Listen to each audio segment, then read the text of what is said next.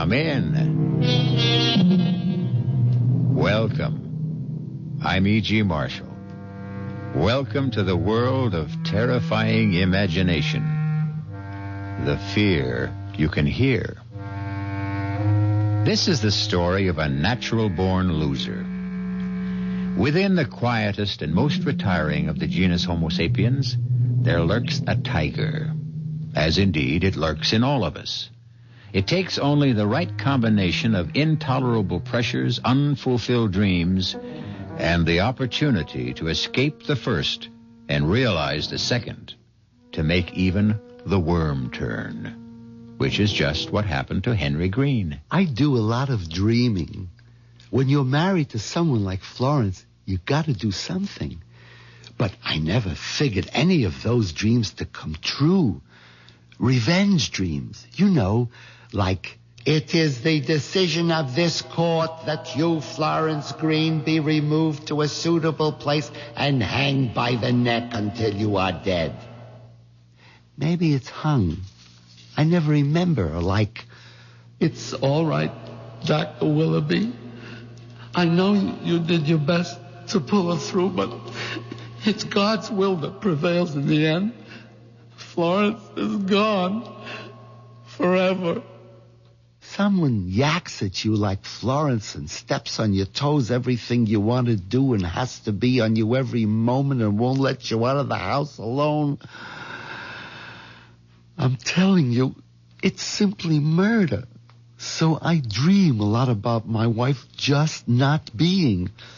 But I never thought of actually causing her not to be. I never really meant to end up a murderer.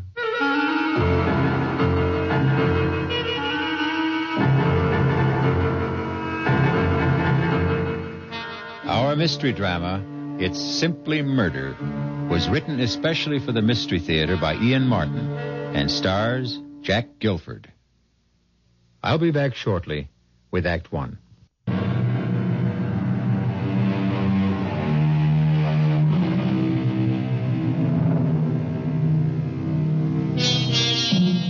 One of the simplest and most fiendish devices to drive men mad is the Chinese water torture. The slow drip of water, second by second, minute by minute, hour by hour on the forehead. Unending, inescapable, inexorable. Henry Green's life was like that, both in his work and at home. Did you wash up all your breakfast dishes? Yes, Florence. You left the spoons up so they drain? Yes. Put out the garbage? Yes. And you cleaned out the sink? Yes, Florence. You wrung out the sponge? Yes. Look, I just... Don't you move until I'm finished talking to you. Now, look, I want you right straight home here after the bank closes tonight. Well, some of the boys... Oh, don't give me any some of the boys. But just a drink to say bon voyage. But you'll have all the bon voyage on the cruise when we leave tomorrow. Although don't think there'll be any drinking going on there either. There's enough money being spent on this vacation now. It's the first real vacation we've taken since our honeymoon. And we wouldn't be having it if I hadn't made you save for it. I didn't start saving the money for the cruise. I know. You wanted to save it for a smelly, dangerous, noisy old motorcycle. Well, I wasn't having any of that. I always wanted one. All my life. Oh, stop it. You're too old for one now anyway. How do you know what? What was that? I said, now, do you know that I've got to leave or I'll be late for the bank? Well, don't forget to pick up the suitcase. What suitcase? Your old one that Travers Luggage is repairing. Oh, all right. And mine to come right home after... Watch out for the cat! Ouch! You clumsy fool, you stepped on him. I didn't. He tried to run out of the door and he bit me. Serves you right. He knows you don't like him. Once I left the house, I always tried to put Florence out of my mind. And the best way to do that was to think about Sherry Woods. Not that I could do any more than think about her, because she was Mr. Mercer's day and night, if you know what I mean. But more and more, I guess I was getting to the dangerous age, because I sure did a lot of thinking about Sherry. Well, that's 10, 20, 30, 35, 40, 45, and 1, 2, 3, 4, 5 makes 50. Thank you, Mr. Robinson. See you next week. You haven't any more customers, Henry. Close your window.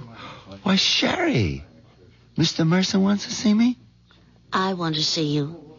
Meet me in the conference room. Of course, if you say so, but what's wrong? Everything, as far as we're concerned.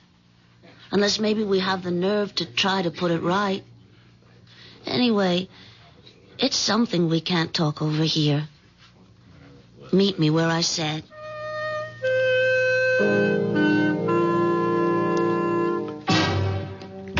What kept you so long?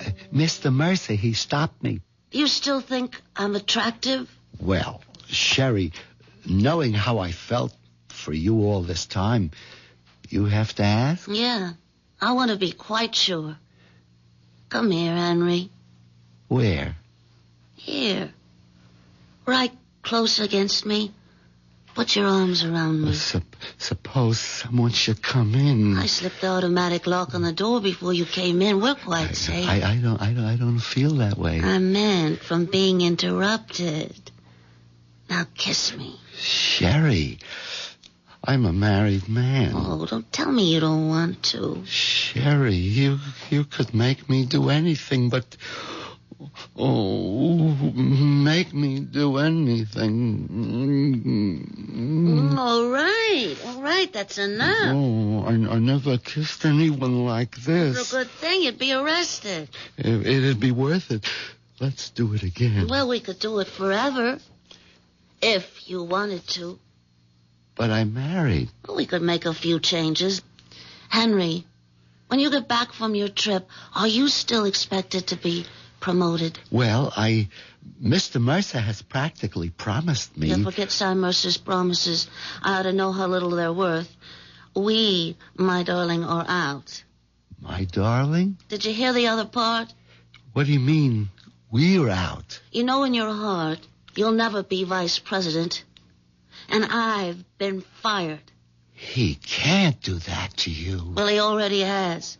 You mean Mr. Mercer has, changed his affections? I mean, that lousy, pot-bellied little two-timer has gone right off the deep end for Miss Fancy Pants. Gosh, Sherry, I am sorry.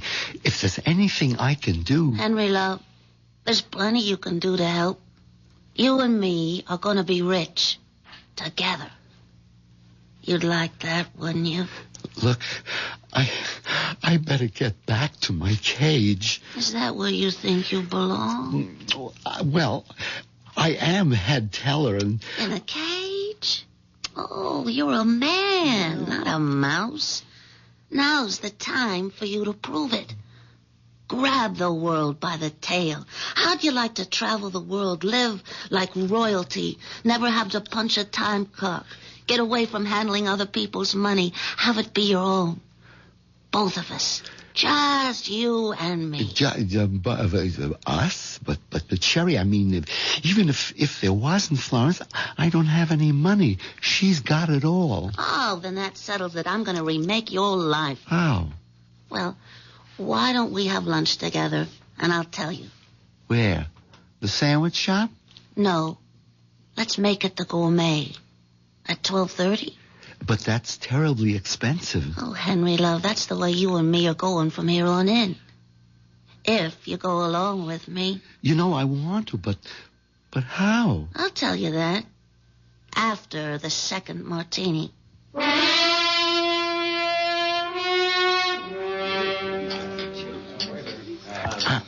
I don't think I've ever had 2 martinis in a row.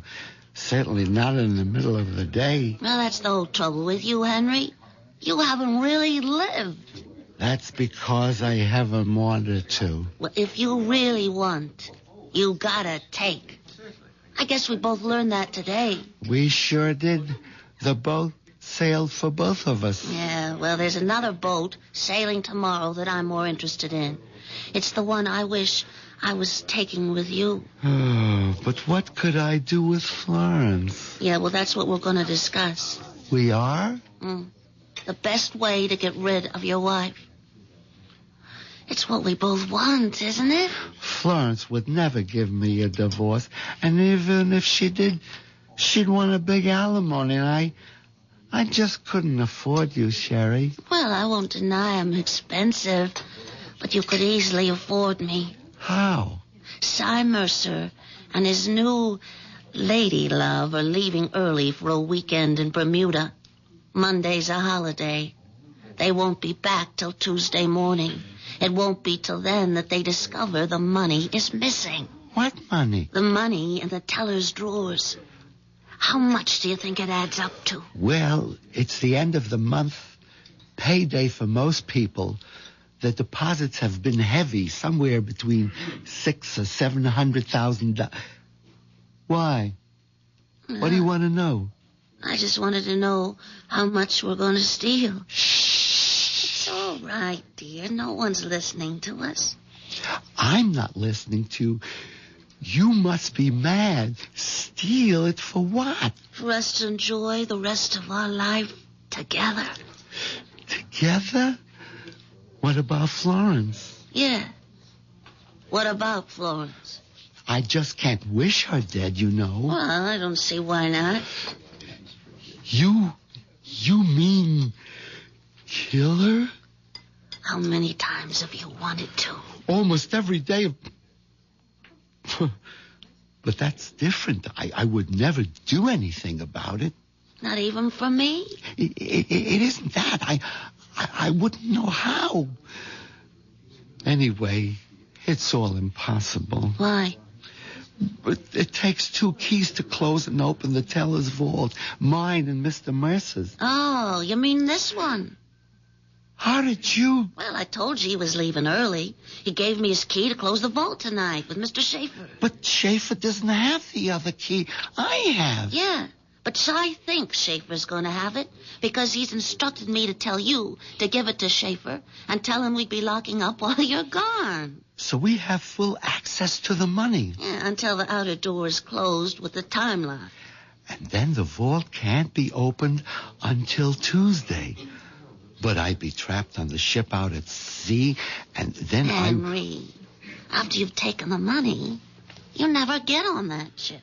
I've always wanted to take a cruise, and Florence wouldn't... There isn't going to be any Florence, Henry. Remember?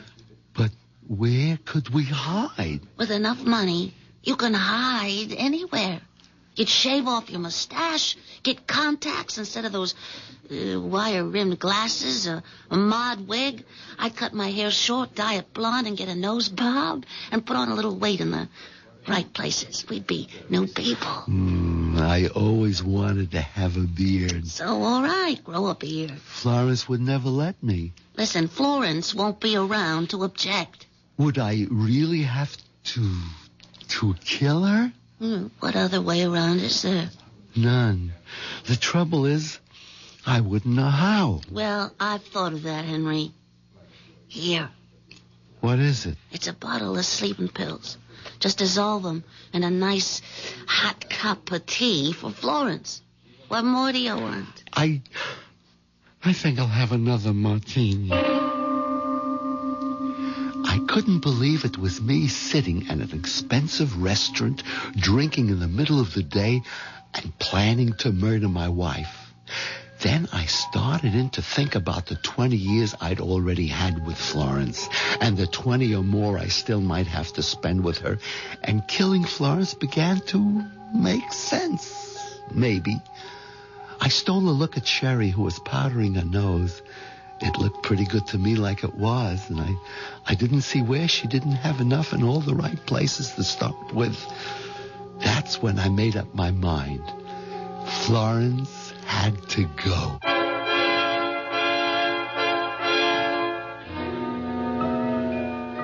Henry Green, 5'9", 148 pounds, mouse-haired, mild, 45 years old, and safely mounted on a treadmill, running day by day to stand in the same place.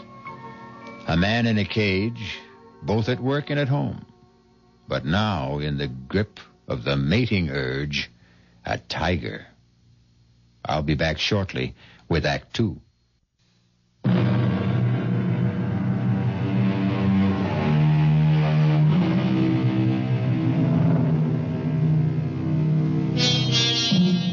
There's one thing you can say for Henry Green. Once set loose, there's nothing small about his new way of life. Within one day, he is all set to break 3 of the major commandments, the 6th, 7th, and 8th, although not necessarily in that order. Murder and adultery will have to wait their turn. At the moment, he is occupied with the 8th, and grand larceny at that. All right, Sherry. That was the last teller. Is she gone? Yeah. All right. Let's open up. There. That's mine. Now yours. That does it.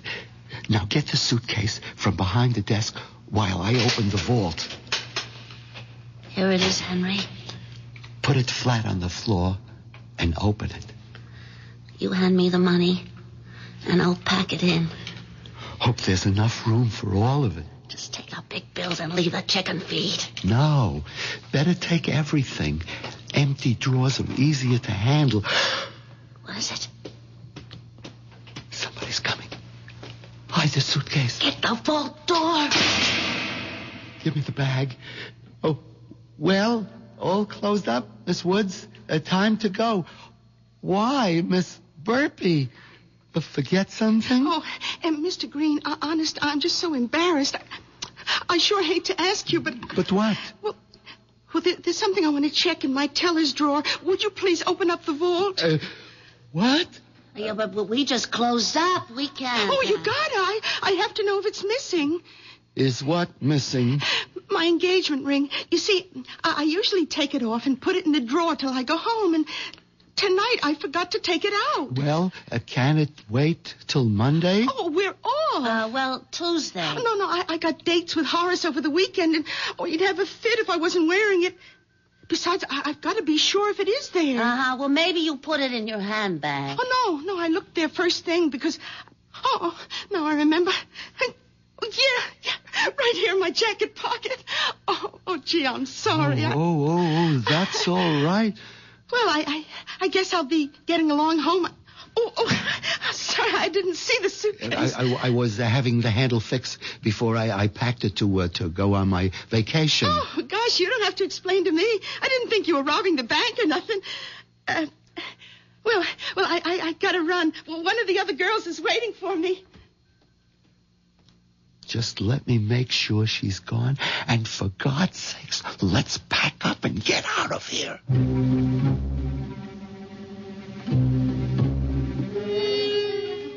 We were both shaking like we had a fever after that run-in with Bird Brain Burpee, but somehow we managed to pack the money in the bag and close the outside door with a time lock.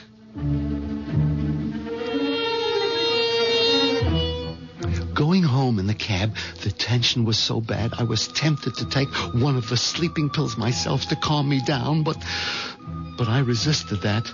One crime leads to another. I was committed. If I lost my wits now, I stood to lose everything.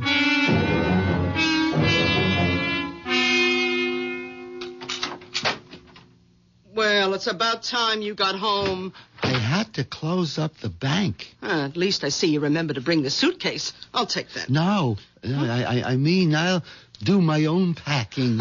You can't even fold a bath towel. Well, this time I'll show you. I want you to get a little rest, dear. I'll take care of myself. No, I'm not going to argue. Go ahead. Throw everything in, higgledy-piggledy. You've been drinking. Well, just the sort of party because... I hope you didn't get too giddy so you can't manage to take your dinner out of the oven. Where are you going? Over to Mama's to leave Pussy. She's going to take care of him till we get back. Oh, okay. Will you be long? I don't know. Why? I'm all packed. I have no problems. I just thought you might be tired, Florence, dear, and I want to get to bed early. I'm not even thinking about bed, and you'd better not either. We got a lot to do before tomorrow. But don't I know it, Florence? Don't you worry. I'll be awake.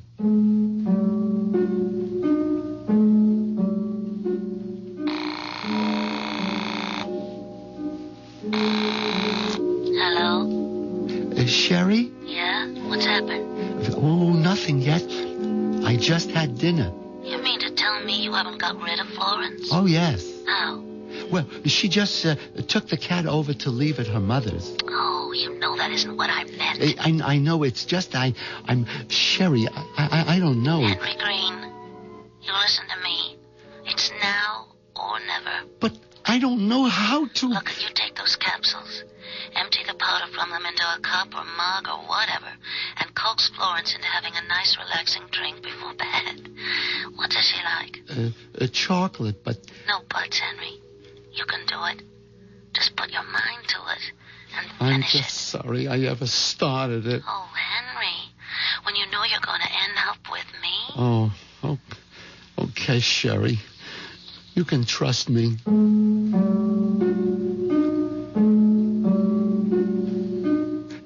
It took a couple of shots from the Christmas brandy bottle Florence kept hidden in among her foundation garments to keep me going till Florence got back from her mother's. Luckily, by that time, she seemed tired herself, and we were finally ready for bed. Did you lock the front door and put out the lights? Florence, how'd you like a nice cup of cocoa before you go to bed?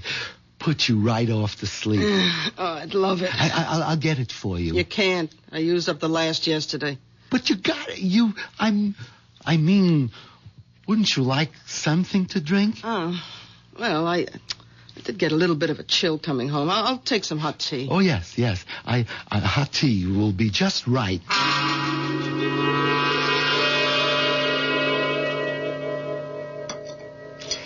Here's your tea, Florence. Now drink it up. In a minute, when I have my hair up. Meanwhile, I have a list of things for you to do. Me? Yes. I want you to put out the garbage, check all the outside door locks, bleed the hot water tank and make sure there's no rust, oil the garage doors, replace that burned-out bulb on the basement stairs. Well, here, it's all listed. But this'll take hours. Just do as I say. Can't most of this wait till we get back? No. Why not? I'll tell you when you're finished. Now, on you go. Oh, don't look so pouty. It's something to keep you busy till I'm ready to go to sleep. Yeah. Okay, Florence. Good idea. Something to keep me busy till... Goodbye, Florence. What'd you say? Nothing. Just goodbye.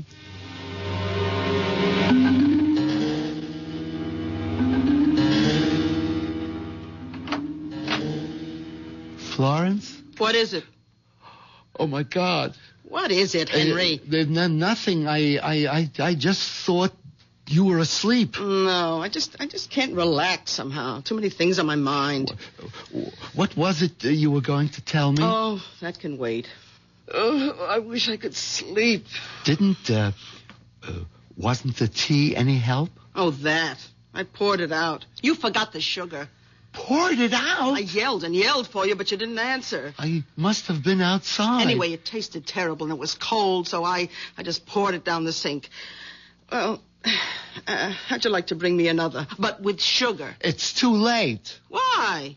It's only just after 10 o'clock. Yes, I guess I'm so tired. Okay, Florence, I'll get you another cup.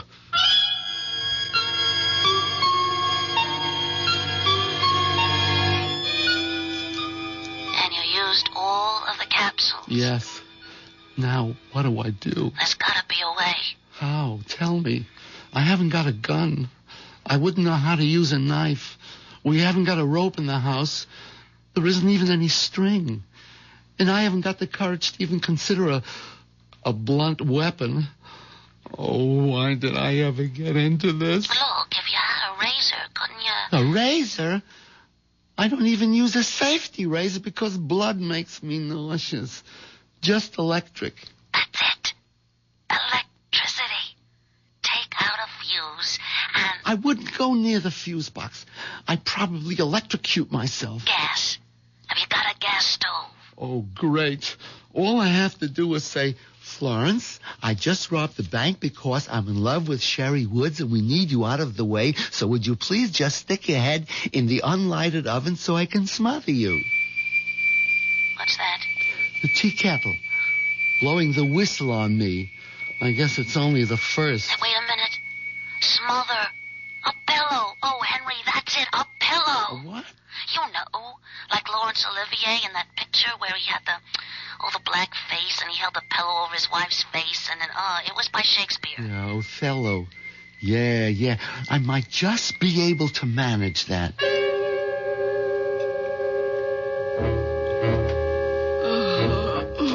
The tea was too weak, but at least it had sugar.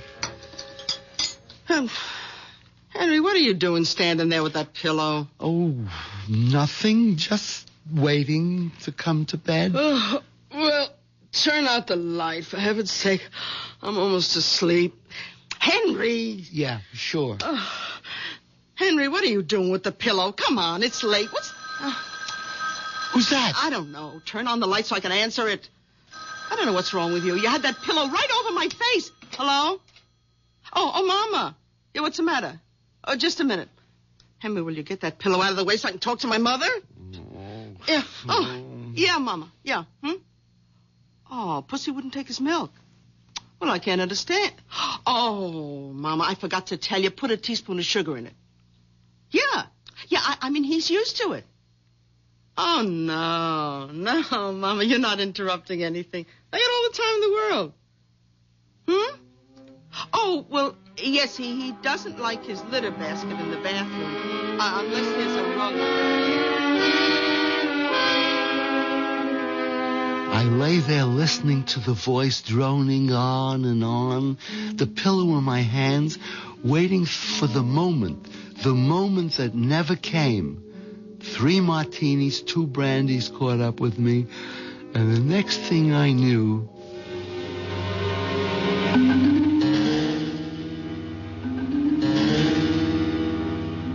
You fell asleep. Sherry, I was bushed.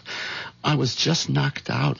And when Florence starts talking to her mother, you just don't know. Oh, never mind that now, Henry. What are we gonna do? I don't know. Is Florence still in bed? No, she got up before me.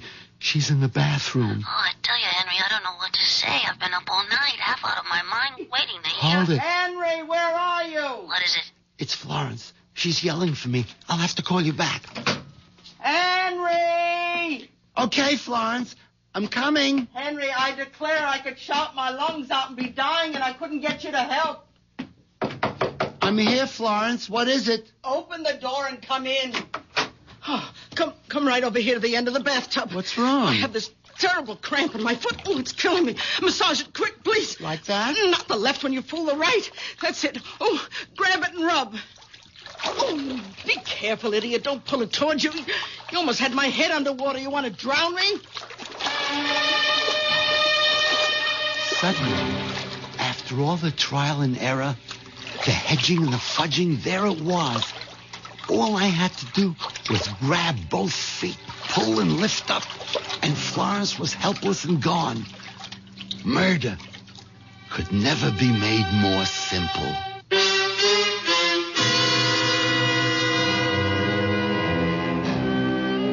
The moment of truth at last. Does Henry have the courage to go through with it? And if he does, can Sherry and he get away with larceny and murder? And having broken the 6th and 8th commandments, will the 7th be worth it all? Those are questions to be answered shortly when I return with Act 3.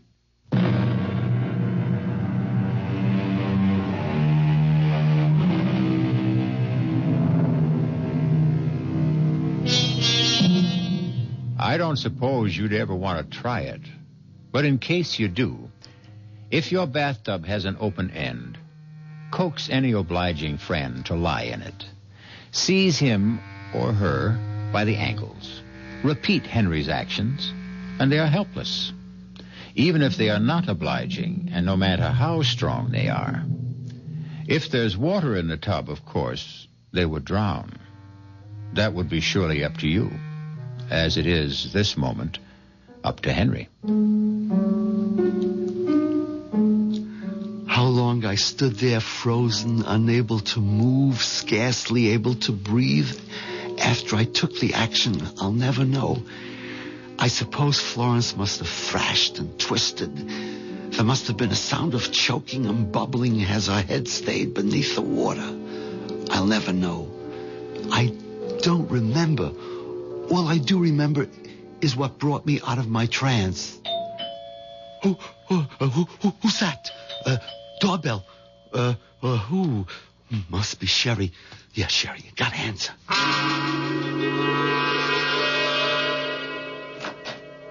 Hey there. Are you Mr. Green? Why, yes, I am. Sal Basso here. Okay to move on in? I beg your pardon? Well, didn't the missus tell you about me? Why, I don't, who? I'm your new tenant. Short term, you know? Just while you're off on a cruise. And that's my family out there in a wagon. My wife rented you our house? Yeah. For the 3 weeks till our house is being painted. Just got the painter started today. Hey, wait a minute. Nothing wrong, huh? I mean, I paid in advance. Mr. Basso. Yes, Basso. You're sure that... Well, just let me talk to your wife a minute. We can get it all straightened out. There's no need for that. It's just... Well, I wouldn't want to have to kick up no fuss, you know? I mean, I got the painter started. My whole family and clothes moved out. I mean, I wouldn't want to drag no lawyer or like that into this, but... No. There's no question of that. I'm sure if my wife... as a matter of fact, I do recall she said she had something to tell me. You see, I got the receipt right here. That the missus' handwriting? Yes, that's Florence's handwriting, all right. It's just we've been a little delayed in getting out of the house, and if you could give me a couple of hours... Oh, sure. I am a bit early. Hey, I'll tell you what. There's a horror film in the shopping center movie house.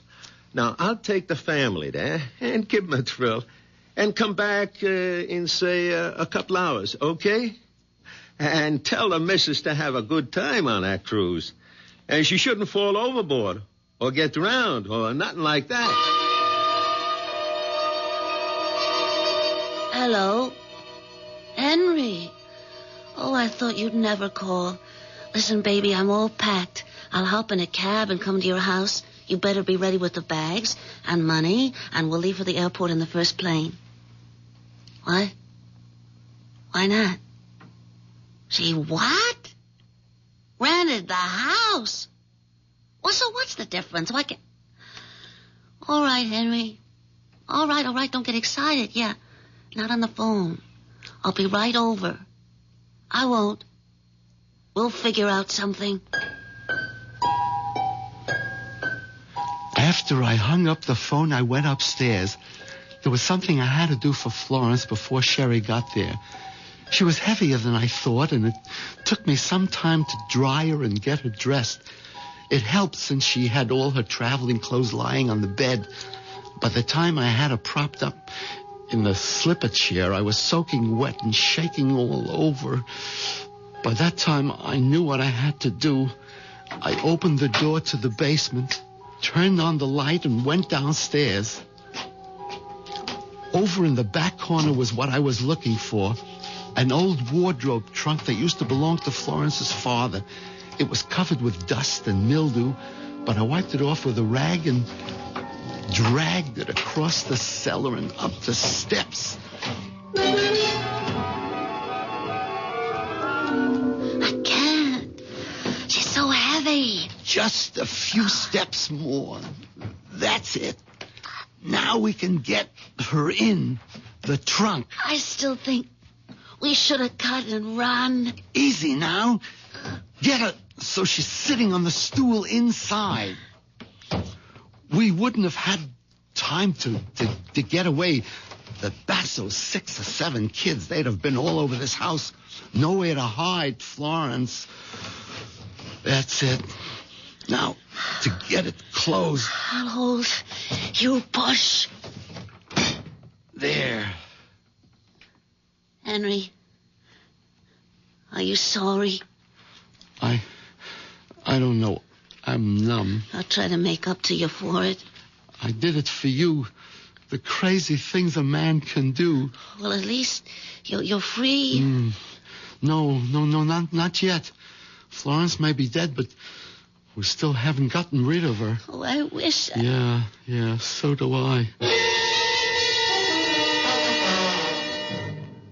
Just look at me. I'm an absolute frump. Well, Florence was a bit bigger than you. A bit? If I had a twin, she'd fit in here, too. I can't go out like this. This'll cover you up. What is it? A raincoat. We're in luck. It started to rain. You can pull the hood over your head, and you look just like Florence. Thanks a lot. Do we have to go through all this, Henry? The neighbors might be looking out, and someone has got to get on the boat with me. They've got to think that Florence came aboard so she can fall overboard tonight. And then I sneak off in my own clothes before the ship sails. I wish I could have you with me, but I can't. Oh, that's all right, Henry. I'll try to bear up.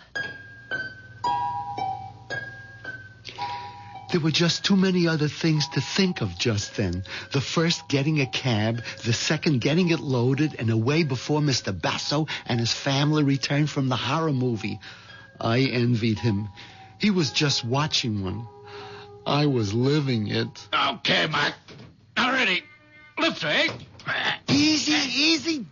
Try to keep her upright. Who? The trunk. Oh, what's the diff? You got a body in there? A what? I'm just giving you a rip. Feels heavy enough for one. That suit you? Yeah, sure. Yes. Fine. You got to be some kind of a nut to think you got to get some old trunk like that on any of today's cabs. Them trucks went out with Jimmy Walker. Yeah, I'm just lucky you were nice enough to help out. For 50 green ones, Mac, remember? Oh, sure. Here. Okay, climb in. I have to make sure my wife will follow in the taxi. Well, I'm sorry, ain't got no room in the truck for 3. I'll be right back. I ain't going nowheres without you. Well, we're all set, Sherry. You trail us to the pier. Here, I'll take the suitcase. It's all right. Might as well leave it with me. Goodbye, Henry. Well, goodbye for now. Anyway. Jouncing along in that miserable little pickup truck, that last goodbye seemed somehow so final. Could Sherry possibly... But I put that out of my mind as I told myself that everything was working out for the best. Just a few more hours and we'd be home free. What's the holdup? Search me. This is the line for the pier. Hey, you want I should go find out why it's jammed up? Nothing moving? No, Hey, wait a minute. Here's a cop coming along your side. Officer? All right, knock off the horns. Yeah, mister. I'm trying to make a cruise ship that's sailing in about a half hour. That's fine, citizen. Then you're right where you belong. Just stay in line. But why? What's wrong? Nothing for you to worry about, I'm sure. Just some nut phoned in a bomb scare. Now, we got to search all baggage going aboard. You want to really help out? You can. Open up that trunk you got so the bomb squad can check you out. But I can't open that trunk. My wife has the keys. Okay. So where's your wife? Was she... she's in a taxi right behind her. There wasn't room for her. What taxi? Oh, be a son of a gun. That one just pulled out making a U-turn. Stop her. Stop her. Hold it, mister. What's going on Hey, grab here? this little trum, officer. I should have known he was off his trolley right from the beginning. No. Take it easy, mister. You ain't going out nowhere. of here. I bet there's a bomb in that trunk. A bomb? Yeah. There isn't any bomb. Let me go. Sherry! Sherry!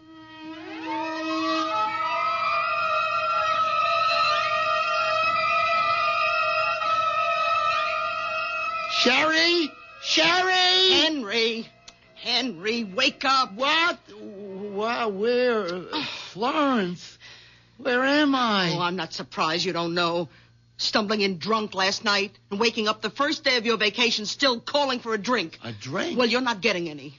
I hope you have a hangover big enough to make yourself properly ashamed of. Now, you get up out of bed and pull yourself together. Oh, yes, Florence. Oh, my head. Ooh, ouch. Ooh, what's that? Your suitcase. Right where you insisted on putting it last night, right next to the bed. You didn't open it? I did after you fell in the door with it when you brought it home, and I packed it for you. Now, you'll be on your feet and ready to go by the time I'm out of my bath.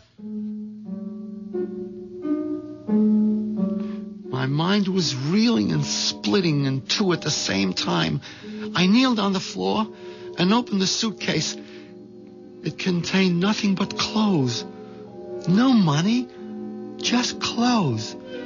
With a shaking hand, one ear on the rushing bath water, and an eye on the bathroom door, I dialed Sherry's number.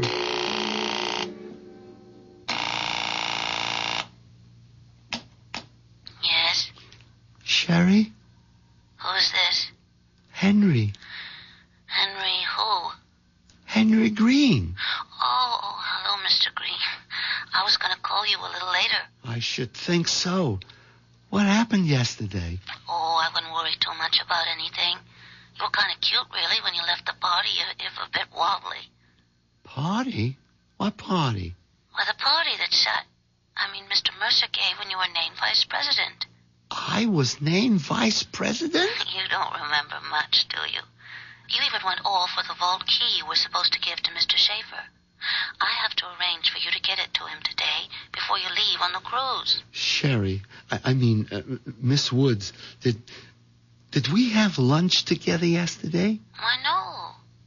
I didn't have 3 martinis with you? Well, not at lunch. At the party. Well, I don't know how many you had, but you were pretty looped. I called you home last night, and your wife said you'd gone straight to bed without any dinner.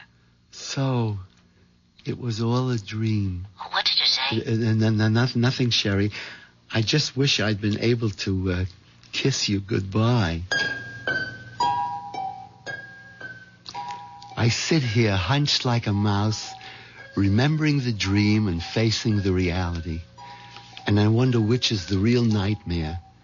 I suppose I should be grateful it was only a dream. But on the other hand... Henry! Henry! Come in here right away! I have a cramp in my foot! I need you!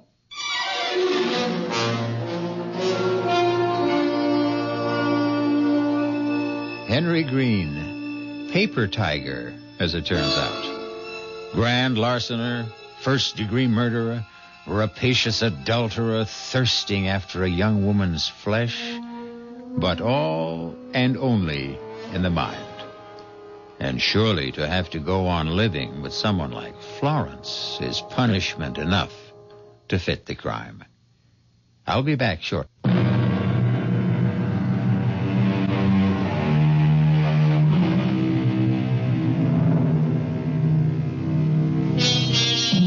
The wish is father to the thought. The thought is father to the deed. Henry Green only got 2/3 of the way along that path. Even in dreams, he never managed to break the 7th commandment. Poor Henry. But, as I said in the beginning, this was the story of a natural-born loser. Our cast included Jack Guilford, Marion Haley, Bryna Rayburn, Dan Acco, Ian Martin.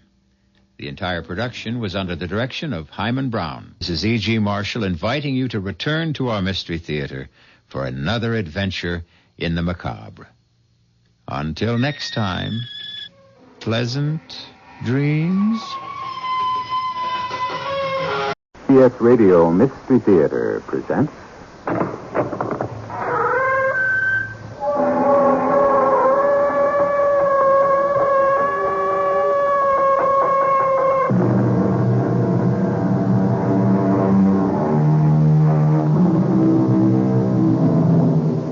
Come in. Welcome. I'm E.G. Marshall. Remember when you believed that the kiss of a princess turned a frog into a prince? That was long ago when you believed in magic. You grew older and you harbored perhaps a belief in luck, and that luck could be manipulated. Later you amended this to read chance. Then you began to speak of problem solving, and the belief in magic was relegated to the past. But even as the magnetic pull of childhood resists all our efforts to grow up, so does the secret desire to believe that the lovely princess will transform the ugly frog into a handsome prince.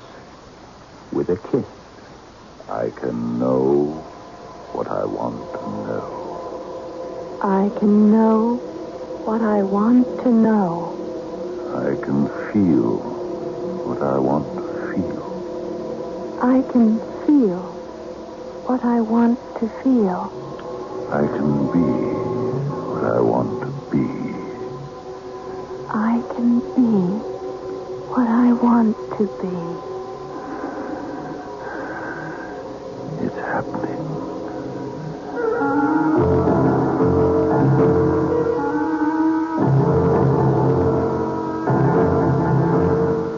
Our mystery drama, The Magus, was written especially for the Mystery Theater by Elspeth Eric and stars Fred Gwynne. I'll be back shortly with Act One.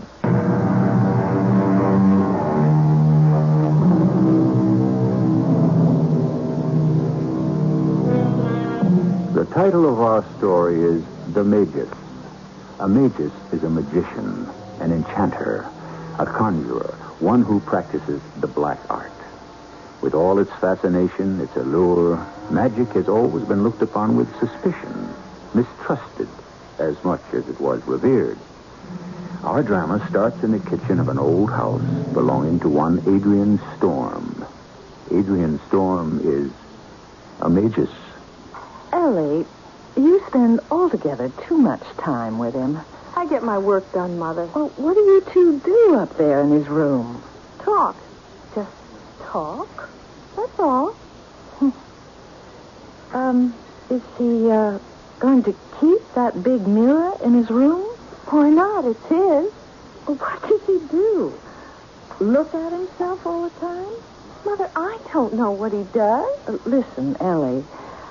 There are men... Well, I shouldn't have to tell you this, but I guess I do. There are men who take to servant girls like yourself.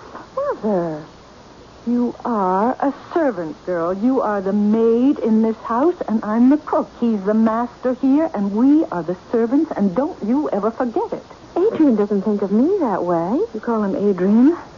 He asked me to. When did he ask you to? The day I took the mirror up to his room. For a whole month you've been calling him by his first name? He was so sweet to me that day. He felt awful that I had to carry that big mirror upstairs all by myself. But I said I'd help you. Now, if you would have waited, Larry would have done it. For that matter, why didn't Mr. Storm do it himself if he was so concerned about you doing it? I wanted to do it. He appreciated it. He kissed my hand. Kissed? My hand. First one and the other. He was crying. Ellie. Ellie, those people who come to see him, the ones that come here at night, who are they? I don't know. What, you've met them, haven't you? Not really. I just set up the room for them. What do you mean by set up? Draw the curtains, light the candles, put the records out and the cassettes, stuff like that. What else? That's all. Then I leave. But doesn't he ever ask you to stay? He always does. But he doesn't ever insist. And you never have. No. And you never will. Ellie, promise me you never will. I can't promise, Mother. Those people are coming here again tonight, aren't they? Yes. Merciful heaven, Ellie. Ellie, they could be witches, those people. I don't think so, Mother. Ellie! That's Mr. Storm. Don't go. I have to. Well, Larry McCabe is coming up the path. I can see him. Ellie! Oh, wait and say hello to Larry. I have to see what he wants. Is that you, Larry? It's me, Mrs. Long. Well, come on in. Well, I can't. Would you open the door, please? What on earth? Oh. Say, I got my arm full. Well, I'll say. Here, come on, give me the cat. Oh, here. Oh, set the groceries down over there. Oh, you know where. Right, yeah. Oh, Where did you find Mephisto? Oh, under the hedge. I know you don't like to have him outside. Oh, Mr. Storm would have a fit. Well, it's awful hard to keep a tomcat indoors all the time. No, it goes against nature. You want me to unpack the groceries for you? If you've got the time. Is Ellie around? She's upstairs with him. Oh. How are you doing at the supermarket, Larry? They treating you okay? Oh, yeah. Pretty good, actually. See, I may not be making deliveries much longer. I'll be working at the checkout counter, I think. Oh, that's marvelous. Larry, would you do me a favor? Ask Ellie out again. I'll tell her about your promotion. Really? You think she would? Oh, she's got to. She's got to see what a really wonderful person you are. Not like some people I know. Not so far from where we're standing.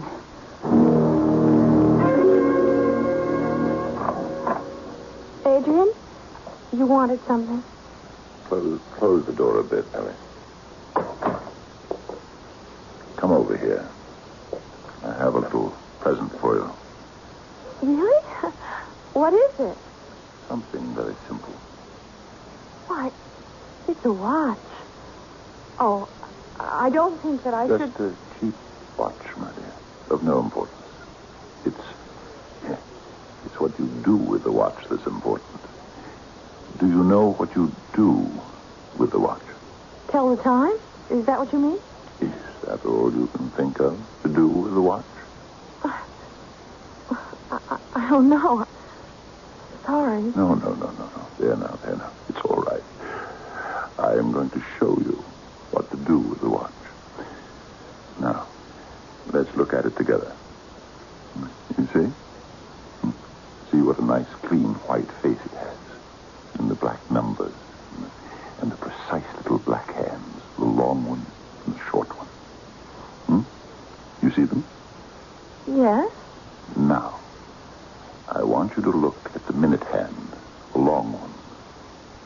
Look closely. Are you looking closely? Yes. Now, without taking your eyes from it, repeat after me. My name is Ellie Long. My name is Ellie Long. Keep looking at the minute hand. Don't look up. Don't look away. Now say, my name is Ellie Long, and I am here right now. Go on. Say it. My name is Ellie Long, and I'm here right now. Here. Right now. Here. Right now. Again. My name is Ellie Long, and I am here right now. Again. And again. And again. My name is Ellie Long, and I am here right now. My name is Ellie Long. Don't look up. I'm sorry. Oh, it's all right, my dear. You'll soon get the hang of it. Will I? Oh, of course. Don't you want to know the purpose of this exercise? Oh, yes. It's a little trick I got from Gurdjieff. George believed in self-awareness, in going through life fully awake, not with the self submerged, the way most people do. He believed in being alive, fully and completely alive. Oh, so do I. So do I. And do you think you are fully alive? I know I'm not. Should I see who's at the door?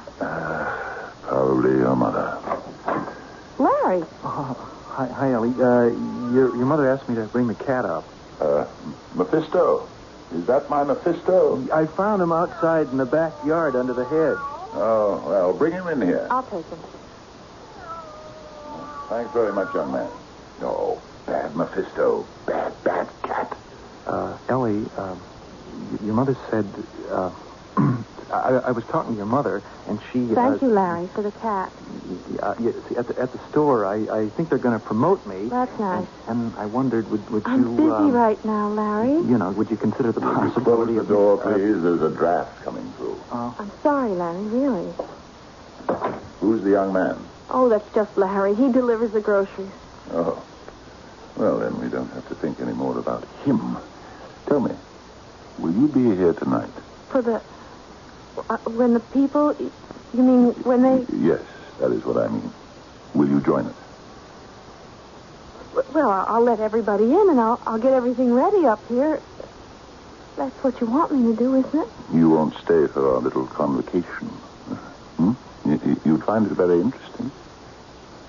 My mother says... Yes. Your mother says what? She says you're all witches. What? A coven of witches. Witches. No. Witches. You're not? Your mother is a simple-minded peasant, my dear. Well, she only said you might be. You think we're interested in spells and incantations? Oh, no, my dear. No. We are delving into the mysteries of time and space. We are seeking power over them both. But first, my dear, we must have power over ourselves. You remember? Self-awareness. I am Ellie Long, and I am here right now. Is that it? That's just the beginning. You've barely started. Would you like to see how far you can advance, my dear? By the power of your concentration. By the power of your will. Would you like to see what I can do? By my concentration. By my will. I don't know. Would you, my dear? Yes. Then come to the window. Come on. That's it. Now, look out there. What do you see? Nothing. Come. You must see something. It's just Larry going down the path. Larry. The young man who brought back my cat. Now, would you like to see Larry jump 2 feet up in the air and scream out loud as though he were in pain? Would you like to see that? Stand there. Be quiet. Be quiet. Let me focus my will on that young man. Let me project onto him. When he reaches the end of the privet hedge, just then, you will spring 2 feet in the air and scream. What? Huh? Yes. Watch closely now. Well? What do you think of that?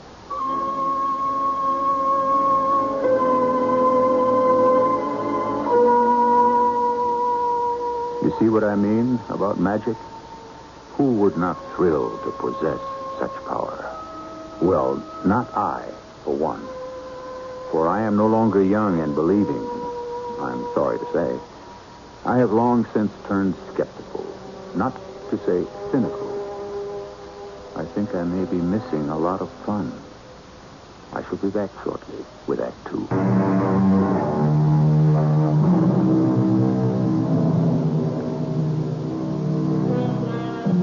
Mrs. Long is the cook at the home of Adrian Storm. Her daughter, Ellie, is the maid of all work. As potential suitor for Ellie, Mrs. Long favors Larry, delivery boy for the local market. She lives in fear of her employer, more particularly in fear of his influence over her daughter. Strange people gather periodically at the Storm residence. They are expected this very evening. As our first act ended, Ellie stood by the window of Adrian Storm's bedroom. What do you see? Well, it's just Larry going down the path. Larry. And would you like to see Larry jump 2 feet in the air and scream out loud as though in pain? Let me focus my will. Let me project onto him. When he reaches the end of the privet hedge, he will spring 2 feet in the air and scream. Now, watch. Listen.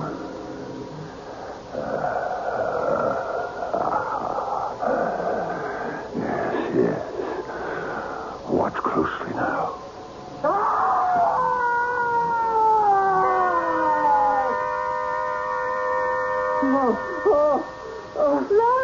Larry, for heaven's sake, are you all right, Larry? I'm all right. Come in the house, for goodness sake, come on. What happened? I don't know exactly. I was finishing up the dishes, and I saw you going down the path, and all of a sudden you jump up into the air and you let out a yell. What happened? I think I must have seen a snake.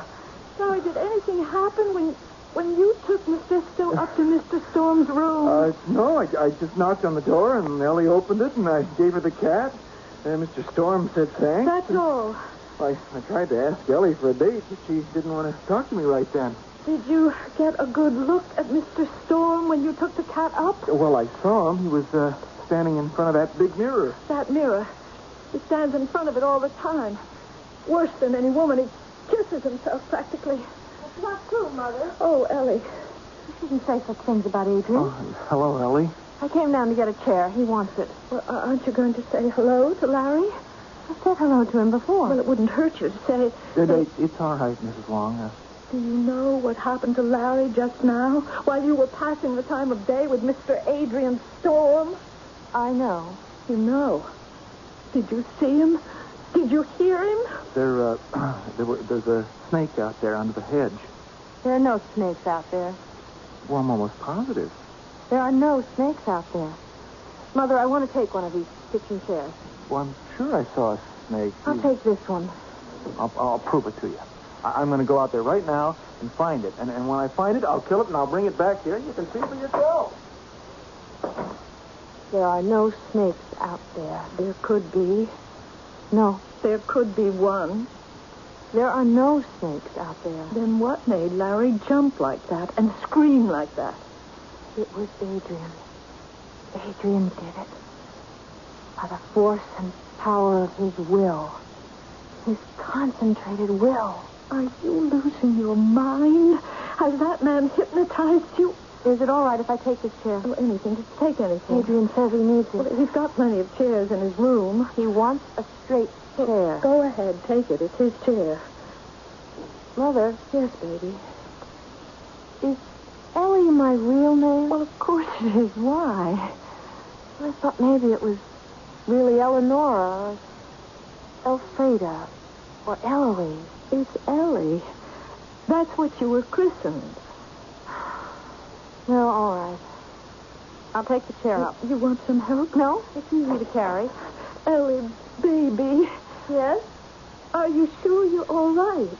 Of course I'm all right. Well, I just thought... I'm all right. And I'm going to be better. Much better. Wait and see.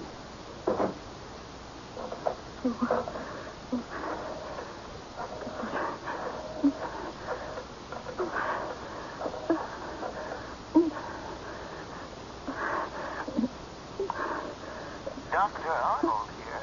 Oh, Dr. Paul Arnold? Is this Dr... This is Paul Arnold. Oh, Dr. Arnold, I don't know if you remember me. I'm Mrs. Long, the cook at Mr. Storm's house. Oh, yes. I think I've had the pleasure of eating your cooking once or twice. What can I do for you, Mrs. Long? Well, it's not me. It's my daughter. Your daughter? Yes. Oh, maybe you don't remember her. Ellie, she's the maid here. She waits on table. Oh, yes. I think I do remember. Well, I'm worried about her. Well, what seems to be the trouble, Mrs. Long? Well, she's been acting so strangely. Well, in what way? Well, probably I shouldn't be talking to you about this. Well, I can be of some help. Oh, well, Ellie spends a lot of time with Mr. Storm, Doctor. Yes? Well, you see, I don't like that to start off with. But there really wasn't much I could do about it. But, well, lately it's been getting worse. Worse? Worse in what way? Well, it started about the time she took a big mirror up to his room. When was that? Well, about a month ago. You said a month ago? Yes. See, he keeps this mirror in his room, and he... Mrs. Long, I have a waiting room full of patients. Oh, I'm so sorry. Oh, no, not at all. And I'm going to be jammed up here for the rest of the day. Why don't I come to the house before dinner, say about 5? We can have a talk. Would that be satisfactory? Oh, that would be wonderful, Dr. Arnold. Are you all right, my dear? Yes. Can I help you with the chair? No, it's all right. I can do it. Bring it right inside. That's it. Oh, it's not so very big. Where do you want it? Right in front of the mirror. About here. Just a chair out of the kitchen. I know. It's not very comfortable. I know that, too. You have all these nice upholstered chairs. I don't see why you wanted this one. One day you'll understand. One day soon. What are you going to do with it? Sit in it. Like this. That's all? Not quite. Where is Mephisto? Under the bed, I think. Will you fetch him for me, please? His tail is sticking out, but I think I've got it. I have. Bring him to me. All right. Pretty boy. Handsome boy. Do you want anything else? No, I think I have everything. Oh, then maybe I'd better go. Mother worries. Yes. Stay a moment. Well, Have you been doing your exercise? my name is Ellie Long, and I am here right now. My name is Adrian. Yes, my dear. I asked my mother, is my name really Ellie? And she said yes. Oh, pretty name. You think so? You don't care for it? Well, Then I shall give you another name. could you do that? Why not? What name did you have in mind for me? Claimer. You like it? Claimer. It has strength, don't you think so? Claimer. Powerful. Mysterious. I have something I want to do. Can I help you? Come over here. Stand next to me. A little in back of me, if you please. Here. Yes. Just there. Now, please don't move. Please don't interrupt. Just stand there and watch. Watch what? What is about to take place. Anyway, what I expect to take place. I've been working on this for a month now. Does it have something to do with the mirror? Clever girl. Since I am sitting directly in front of the mirror, you might assume it has to do with the mirror. Incidentally, I can tell you now why I wanted this straight chair. Yes, I wondered. I have been practicing this exercise for a month now, using one of those armchairs. I have concluded they're too comfortable. My concentration wavers. My mind goes to other things. But in this straight-back chair, sit still, Mephisto. Be quiet. Don't move. Don't speak. You understand? Yes. Fix your eyes on the reflection in the mirror. Ready? I can feel all I want to feel. I can know all I want to know. I can do all I want to do. I can be all I want to be.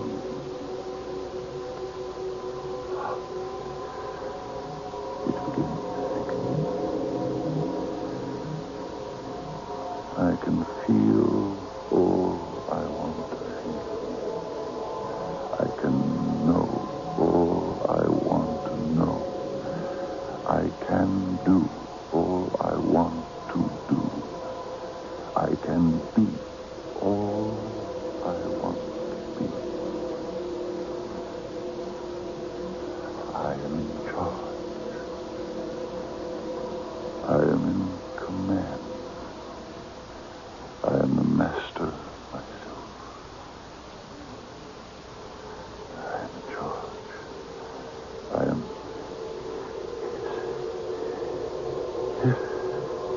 It's happening. Look. Look in the mirror. What do you see? What do you not see? You do not see my reflection. Is that not so? You do not see my reflection.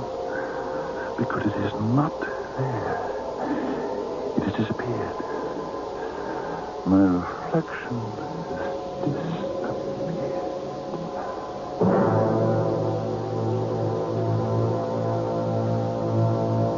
Why would a man expend time and energy to dissipate his own reflection in a mirror? Why would he go to such lengths to procure the right mirror, the right chair, place the chair before the mirror, and, in effect, try to exorcise his own image?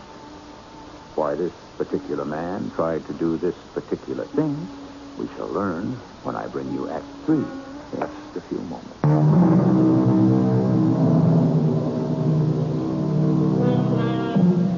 Earlier in our story, Ellie watched Adrian as he worked his magic on the innocent person of Larry, the delivery boy, seemingly forcing the boy to leap into the air and scream.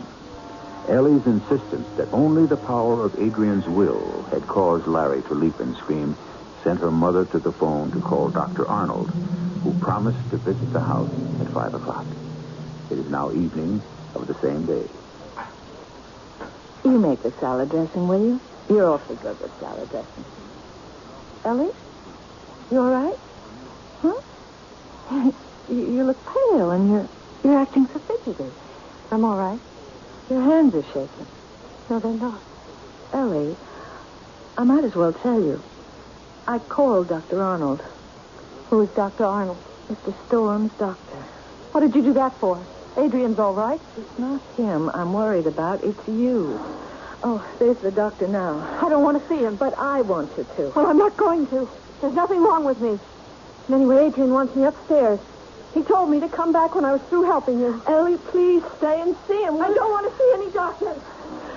Oh, Lord, help me to do the right thing. Help me to know what the right thing is. I certainly don't.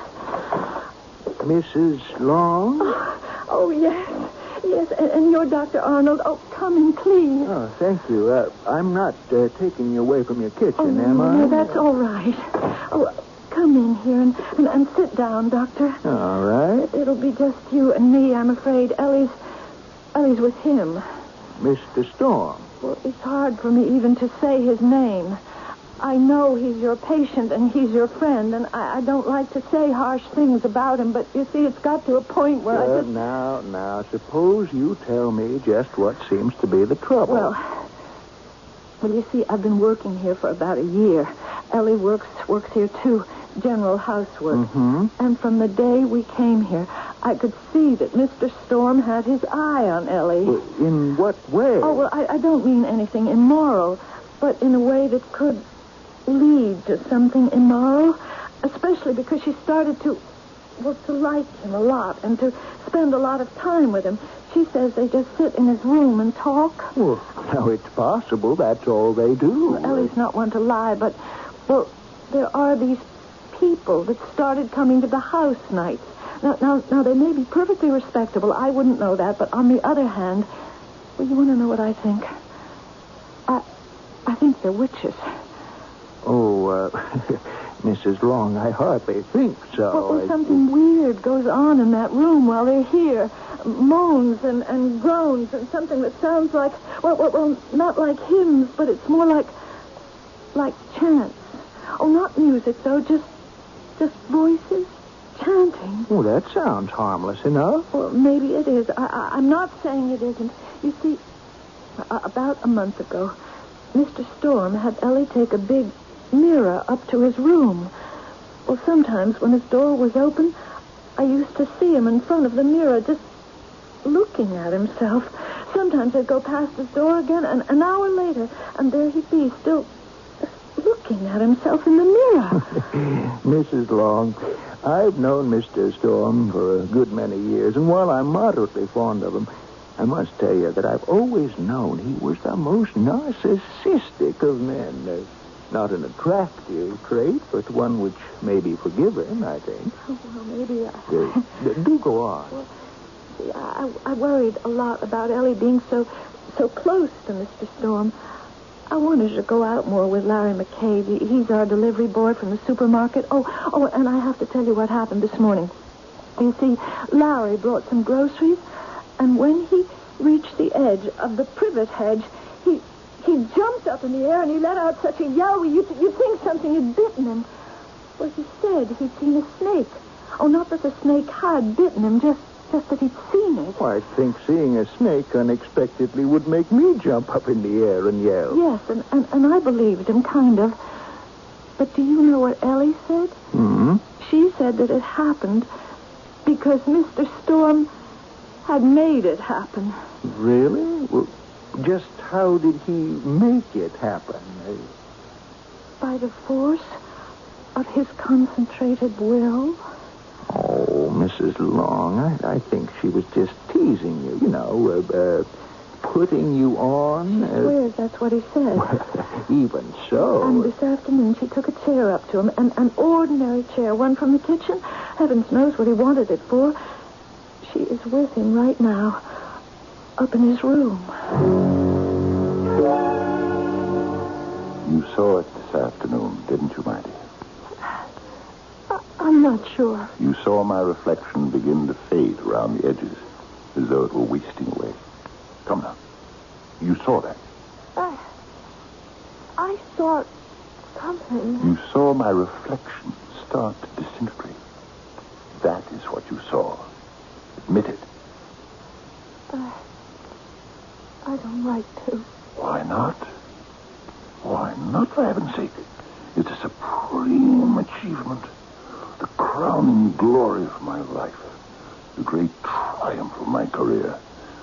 Have you ever even heard of a man who could make his own reflection disappear? Have you? No. Well, then. But why do you want to do it, Adrian? Why? I'll tell you why. Because it can't be done. That's why. I am a magus. I dabble in the black arts. Didn't you know? I wasn't sure. Well, you know now. Come now. To work, to work. First, I shall seat myself in this most uncomfortable chair, directly in front of the mirror. Then you will hand me my cat, Mephisto. Here. Lie down, Mephisto, and be quiet. That's my good boy, my pretty boy. Now, Ellie, you will stand beside me, a little in back of me. Please, as before. That's it. Now, keep your eyes fixed on the mirror, as I shall. And Mephisto, too. We three will watch while I remove, by my own powers, my own image from the mirror. I can feel all I want to feel. I can know all I want to know. I can be what I want to be. Oh, Adrian. I am master of myself.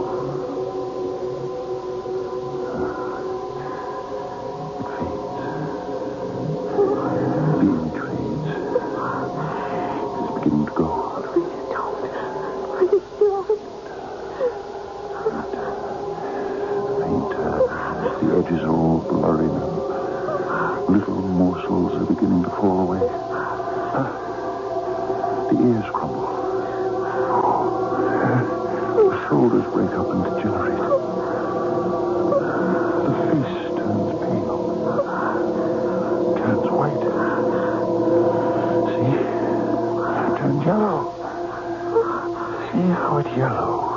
Don't. The neck decays. Don't.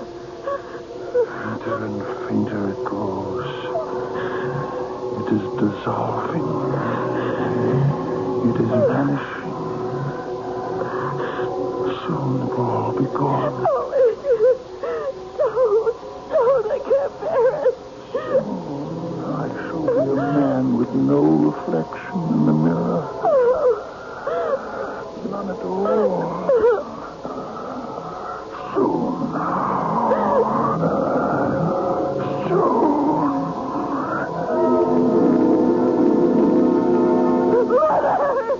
Mother, help me.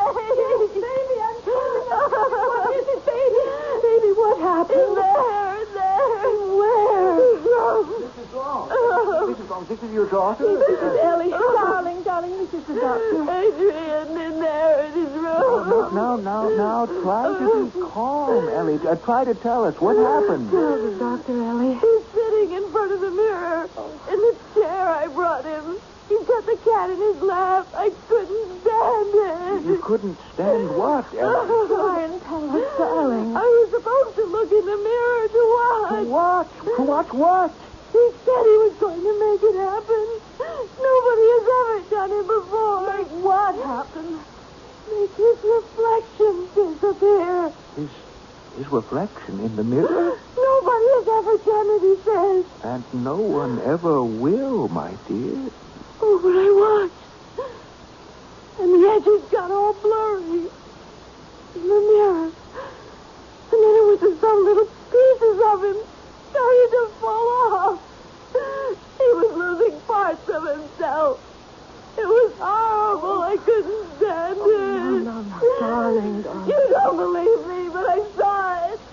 He saw it, and I saw it. He was disappearing in the mirror.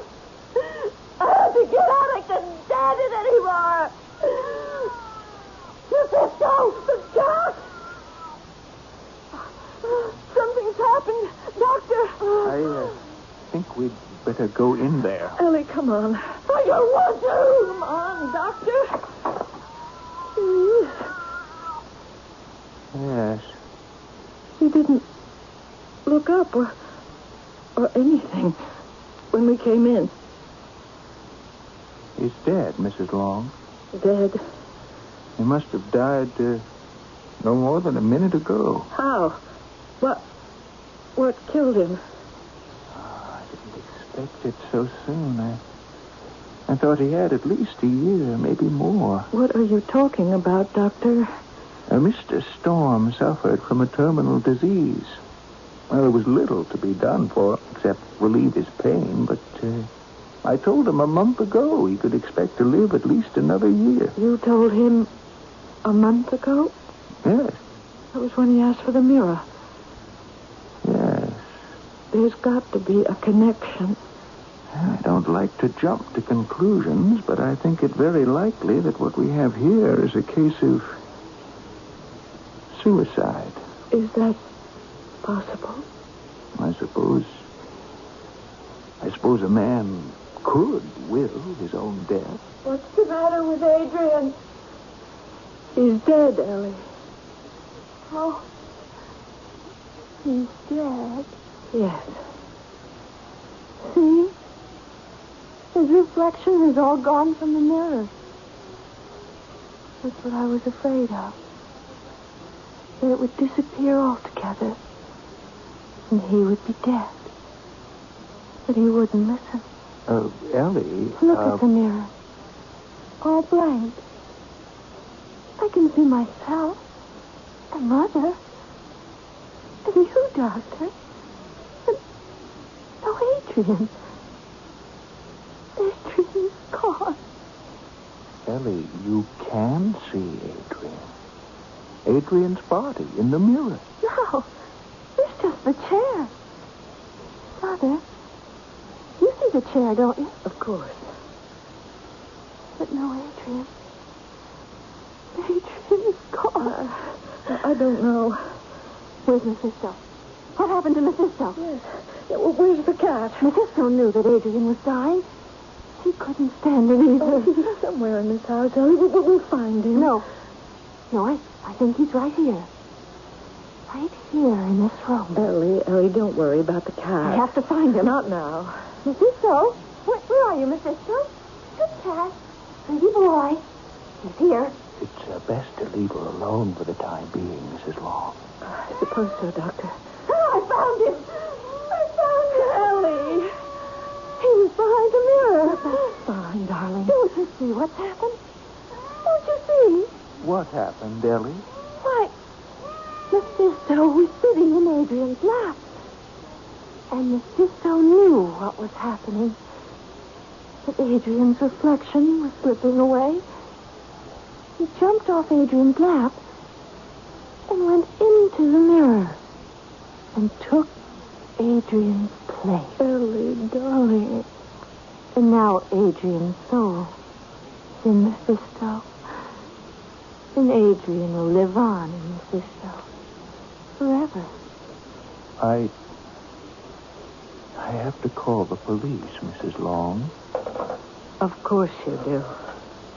Dear Mephisto, beautiful cat. You're mine now. I'll never leave you. You will never leave me. Will you, Adrian?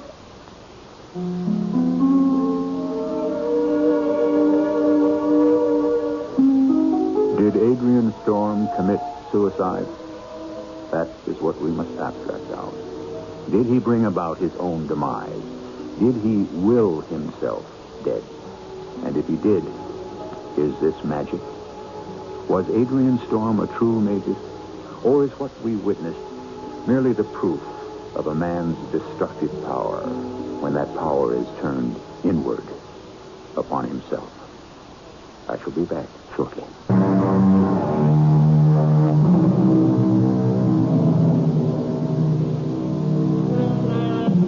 We are not consulted, heaven knows, in the matter of our conception.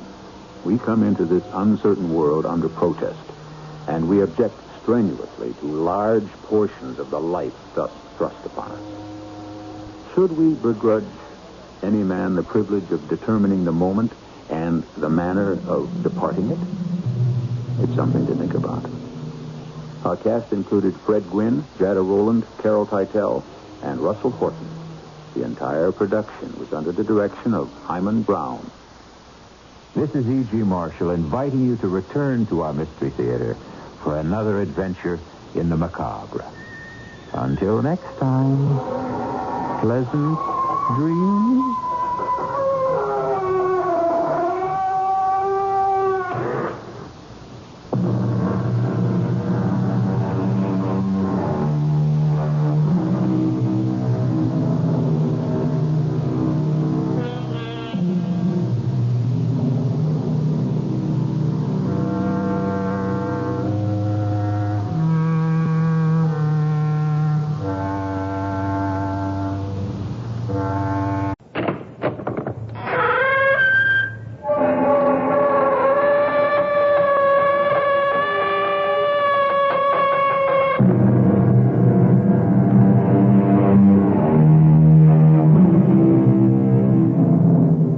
Come in. Welcome. I'm E.G. Marshall.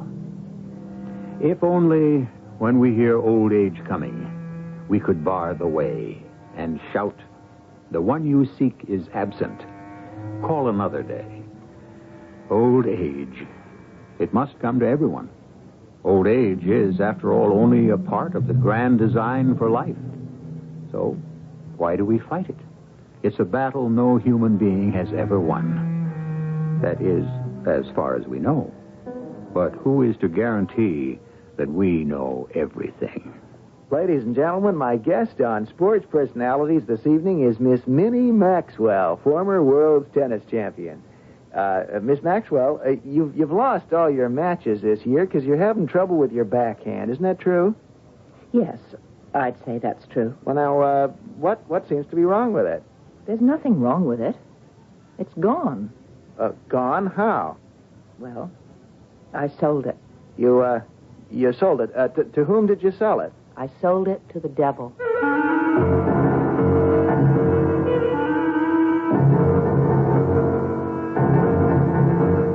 Our mystery drama, Whose Little Girl Are You?, was written especially for the Mystery Theater by Sam Dan and stars Marion Seldes.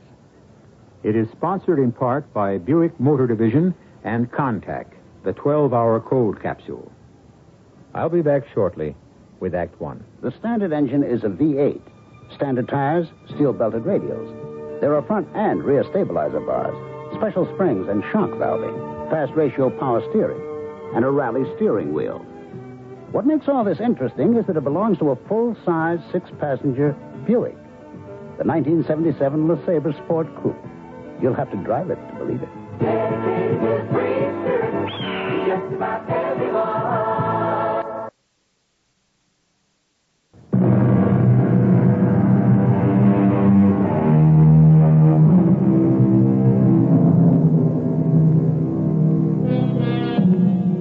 Things basically remain the same. The values, the standards, the rewards of society rarely change. For instance, in ancient Greece, the wisest man was Socrates. The funniest was Euphrastes. So it should not surprise you to learn that Socrates was quite poor and Euphrastes was very rich. In the marketplace, trivia has always commanded a higher price than wisdom. After all, a semi-literate baseball player with an arm like a rifle is paid infinitely more than a serious scientist who is working on and may one day discover a cure for cancer. Oh, well, if you can't lick 'em, join 'em. So, we are in the broadcasting booth overlooking the action, high above a great modern stadium. A beautiful return by Minnie. Oh, and an even sharper one by Ruth Evans. Now the lob by Minnie Maxwell. But Ruth isn't full. She's ready. And there's the hard smash to Minnie's left, to the corner, to the backhand. Minnie's there. She hits it into the net. Well, that's it. Game, set, match to Ruth Evans. Well, ladies and gentlemen, it's the old story. That same old story. Somehow, mysteriously, it's gone. That power backhand is gone. She was the greatest when she had it, and now at 27, in the prime of life, right at the peak of her career, Minnie Maxwell is all washed up. Oh, you're all Really washed up, you loudmouth clown. Turn off the great set. The nerve of that two-bit spieler. Why do you insist we look at a replay of the tape of the game? Learn something, maybe, that's why. Bad enough I had to live through that match on the court. Live. You call that living? You died out there. Well, then why do we have to screen the rebroadcast? So you can see what you did. It's what I didn't do.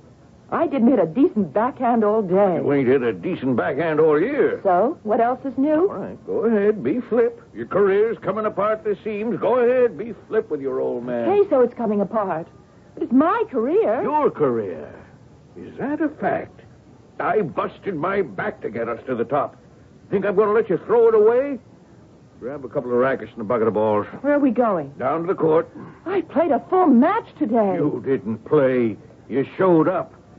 Could have been arrested for impersonating a professional tennis player. Pop, what are we going to do?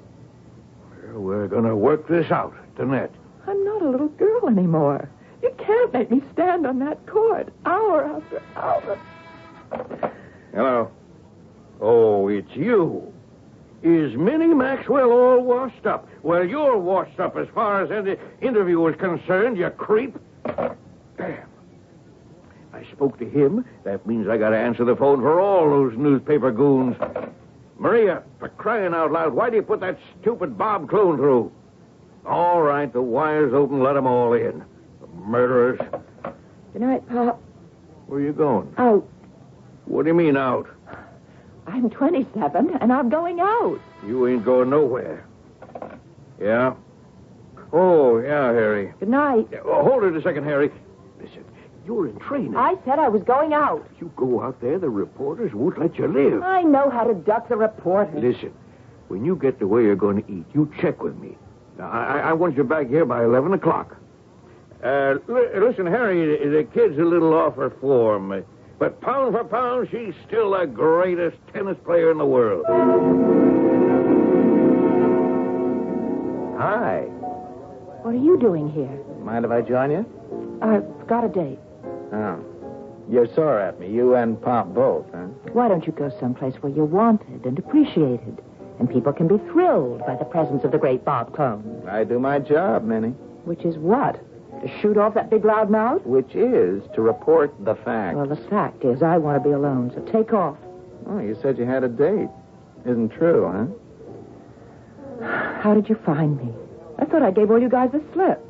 Why don't you have a date, Minnie? What are you driving at, Mr. Clone? Well, as a matter of fact, your name has rarely, if ever, as they say, been linked with someone else since Carl Fortis. Is this a fact you have to report to your thirsty public? Hungry. You hunger for facts. You thirst for knowledge. Oh, thank you. I didn't have to ask that question. You've been too busy playing tennis all your life. Well, why don't you run back to the studio right now and put that on the air? What a scoop. It's a beat. Reporters haven't scored scoops for 40 years now. Please get out of here before you ruin my dinner. What happened to that backhand, Minnie? To the patented, potent Minnie Maxwell backhand, the scourge of the circuit. I guess it's gone with the wind. And also with the snows of yesteryear. What happened to the backhand, Minnie? You really want to know, don't you? All right. Write this down. I sold it. You sold it? That's right. Okay. To whom did you sell it? I sold it to the devil. The devil? Don't look so surprised. I'm not at all surprised. Sure you are. Why shouldn't you be? You've heard of people who sold their souls to the devil. I just sold my backhand. I'm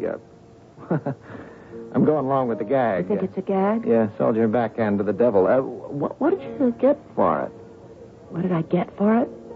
Oh, Bobby, that's the sad part. Nobody would want to hear about it.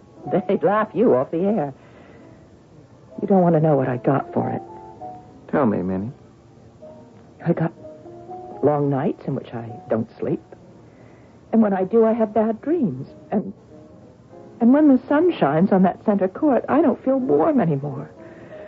I can't seem to rest. I'm always so tired. Hey, Minnie, you better see a doctor. Oh, I've seen a million doctors, the best doctors.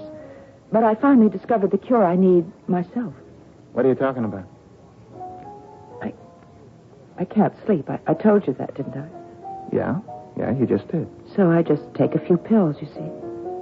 Yeah? And they do the trick. But only for a little while. But in the morning I wake up, I still can't hit the backhand. So I figured out what to do. Do you want to know? Yes. If I take more pills, then I won't have any problem at all with that backhand. I just won't wake up the next morning or any morning. Minnie, do you know what you're saying? What I'm saying now is good night.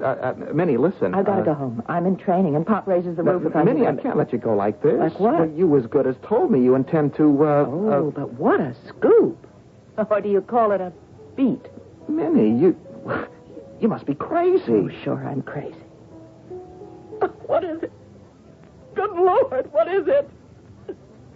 Two people bat a ball at each other across a net. That's all it is. That's all it ever was. And it's my whole life. Don't you understand it? It's my whole life. Minnie, you better see a doctor. Oh, say anything you like. I'm not going to be here tomorrow morning. Where are you going? Don't ask me. I'm just a dumb tennis player. I don't know anything. I don't know where I'll go. Heaven, hell, maybe you don't go anyplace. Minnie, would you let me take you home? No, you stay right where you are. I'll start a real scene. Good night, Mr. Clone. Good night and goodbye.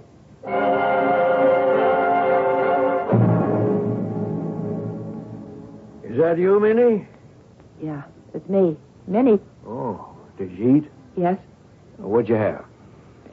What's the difference? Well, the difference is you got to lay off them starches. Yes, Pop. Oh, look, Minnie, I know it's tough. Pop, I'm tired. You know what this game's all about? What life's all about? Guts. That's it. When you were 6 years old, I saw that. Oh, sure, you had talent, but you had guts. You wouldn't quit. You stayed on that court for hours and hours till you learned. Pop, I said I was tired. I don't know what it is, but we're going to fight it. And we're going to lick it, you understand? Sure. Good night, Pop. Oh, don't read. What? Well, sometimes you stay up all night and read. Maybe it could be doing something to your eyesight. I'll call the doctor right now and set up an appointment. No, it's close to midnight. Well, what do I care? For what I'm paying this quack? Just let me hear him beef, even once. Good night, Daddy. Hey. You know something? What? I can't even remember the last time you called me Daddy. Good night. Yeah, kid. Good night. It disappeared overnight, that backhand did, but maybe it'll come back the same way suddenly.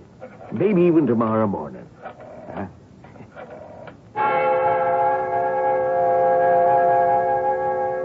He turned his attention to the telephone and to the call he was making to the doctor, and I went to my room. Maybe it will come back the same way, suddenly. Maybe even tomorrow morning. Well, it wouldn't be coming back. And those would be the last words he would ever say to me. The pills were in the bottle. I didn't even think about it. I'd made up my mind. What I was doing was wrong from every conceivable, moral, and ethical point of view. But all that was behind me now. I thought of what I'd said to Bob Clown about selling my backhand to the devil. I'd said it without thinking. I said it to be flip. But now that I consider the implications, of course it's true. That's exactly what I did. And so I really have no choice, do I? I must take these pills. I'm going to take them right now. All of them.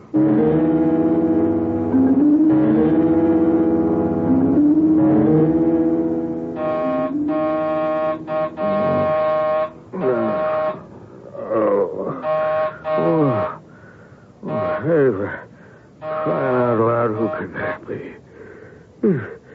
4 in the morning. All right, I hear you. I'm coming.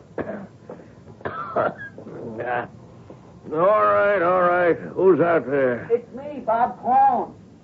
Get out of here. You crazy. Pop, listen. What do you mean ringing my doorbell at 4 in the morning? Pop, I gotta talk to you. Just get out of here before I call the cops. Look, it's a matter of life and death. You could drop dead on the other side of that door for all it would bother me. Pop, No. I am gonna ring this thing till you let me in. Now, I'm going to open this door and I'm going to punch you in the nose.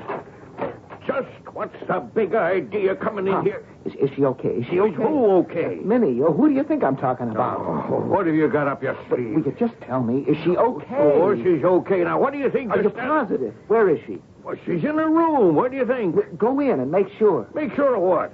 If you don't, I will. Now, listen, Clone, you better start talking. Pop, I had dinner with her tonight. You what? Okay, I followed her where she went to eat. I sat down with her. We started to talk. Now, why would she have anything to say to you? She started to say things. She talked about killing herself. Oh, that's a lie. She was talking about taking an overdose of pills. Oh, no.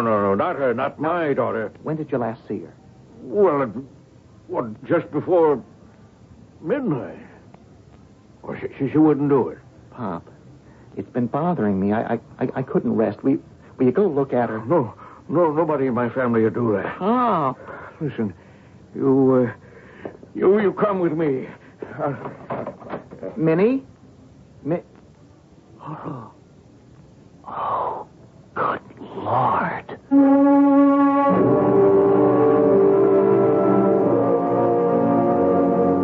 In the midst of life, there is something about the young, the strong, the beautiful, something so transient, something so tragic. She lies there, her breath coming more and more slowly, her pulses failing, And some of you absolutely unreconstructed cynics in our audience are saying, oh, they wouldn't kill her off in the first act. Well, maybe we will, and maybe we won't. Why don't you wait till the second act, huh?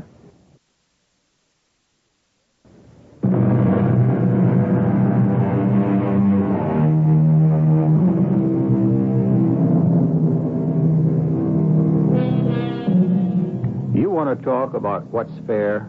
Consider. You get the most expensive racket money can buy. You hire the most competent professional money can attract. You practice long, hard, frustrating hours. And it's just about all you can do to serve that ball over the net.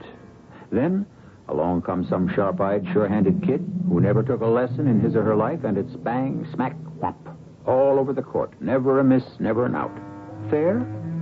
When was life ever fair? However, the sharp-eyed, sure-handed kids also have their problems. They grow older, and sometimes the world becomes a little too much for them.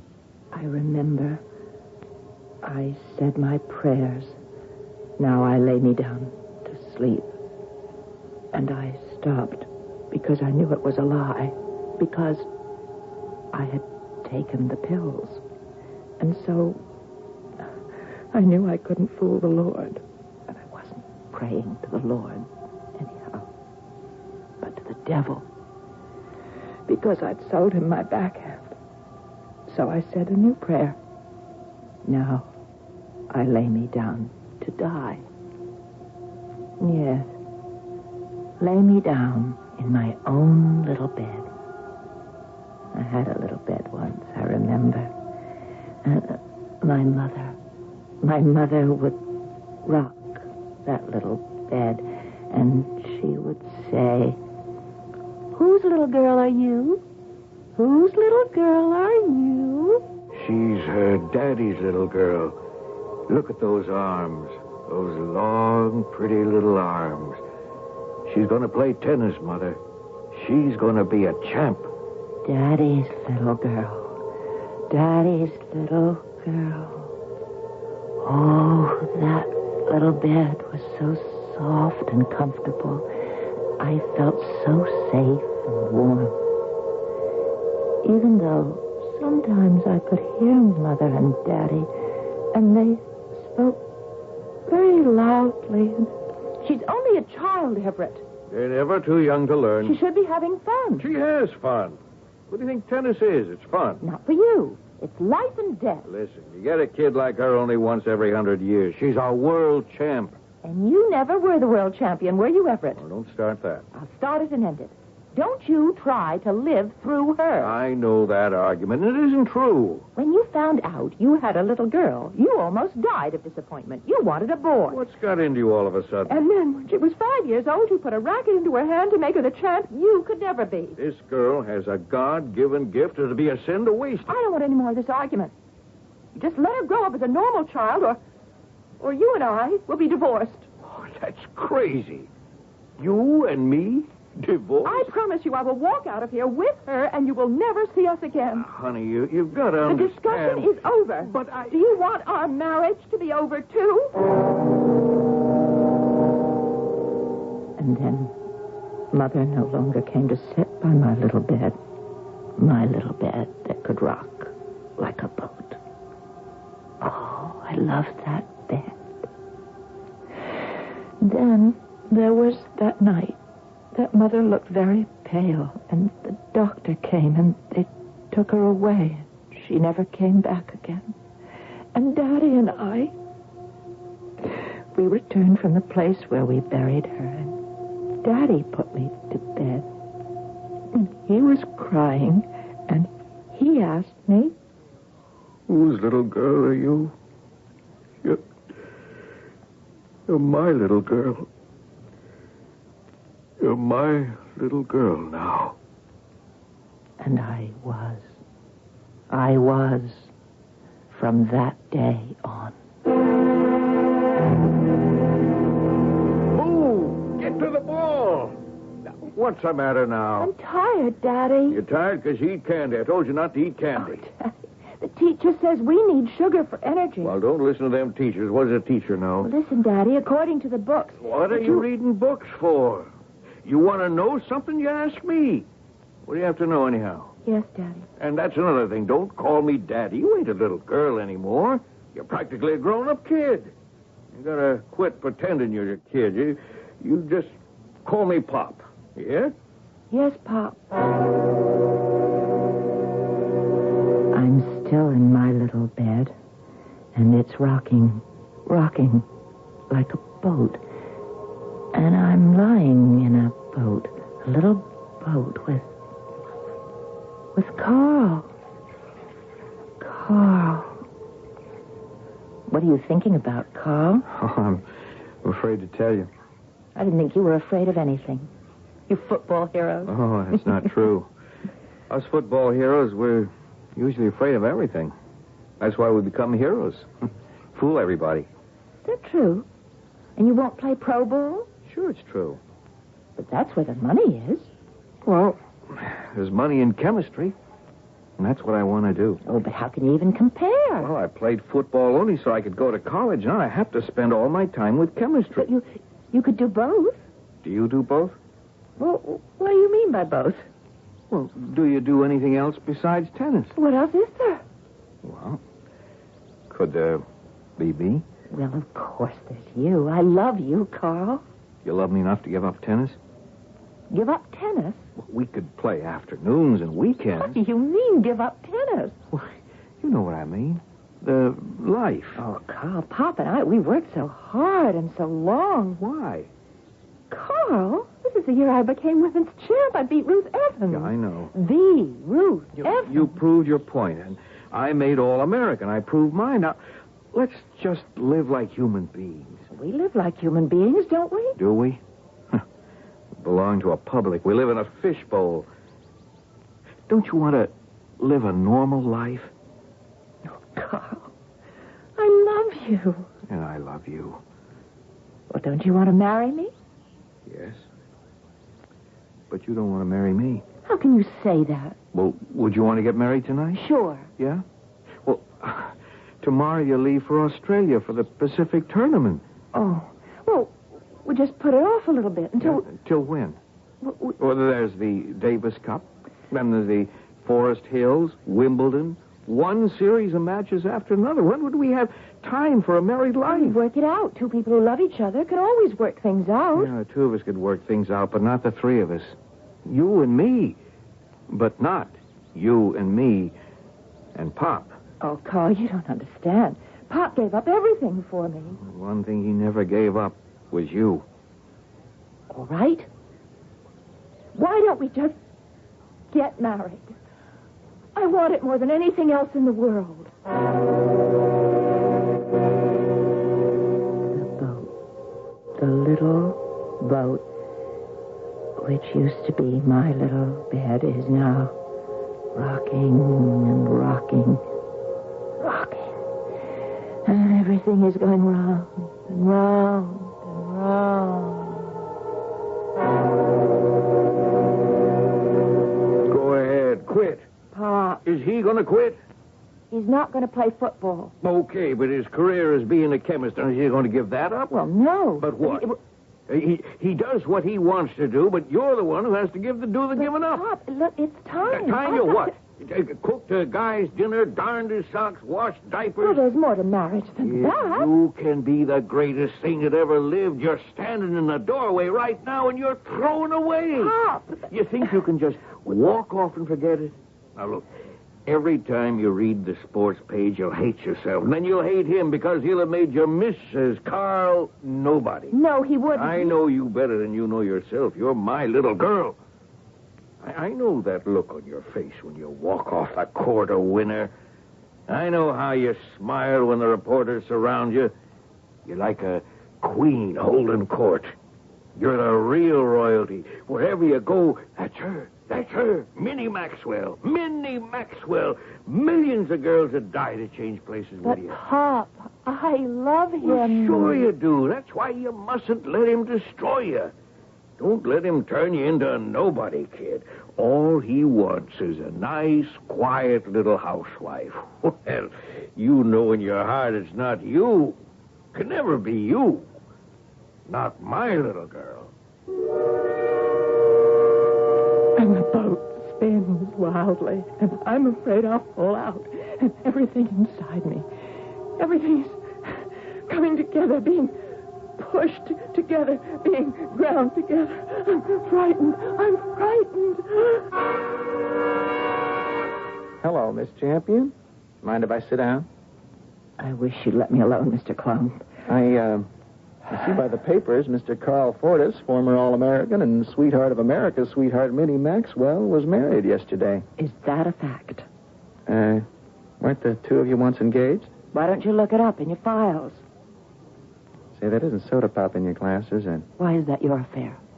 Do you realize how great you are as copy? I gotta protect my own interests. Start drinking that stuff seriously, you'll be washed up before you're even 25. You mean I'm still not even 25? I feel as if I've been living forever. Hey, Minnie. Minnie, what's really bothering you? Oh, who says anything's bothering me? What could be bothering me? Think of the millions of American girls who would die to change places with me. The boat spins crazily in the whirling current. And now the waves, huge, terrible waves, strike at the boat. I can feel each one as a blow against my heart. It hurts. I can't stand the pain. Hey, what's this I hear? You going out tonight? Say the word and I'll stay home. Oh, what are you trying to do? Turn me into some kind of monster or something? All you have to do, say the word. Now, look, I know you have to go out, have laughs and so forth and so on, but you're in training. All right, hand me the phone. I'll have to call Mr. Eugene Chester Debois III and break our date. Debois, kid? You go for him? He goes for me. Oh, baby. See? See what? This was all part of the plan. Become champ. Why? I'll bite. Why? So you could get to the top.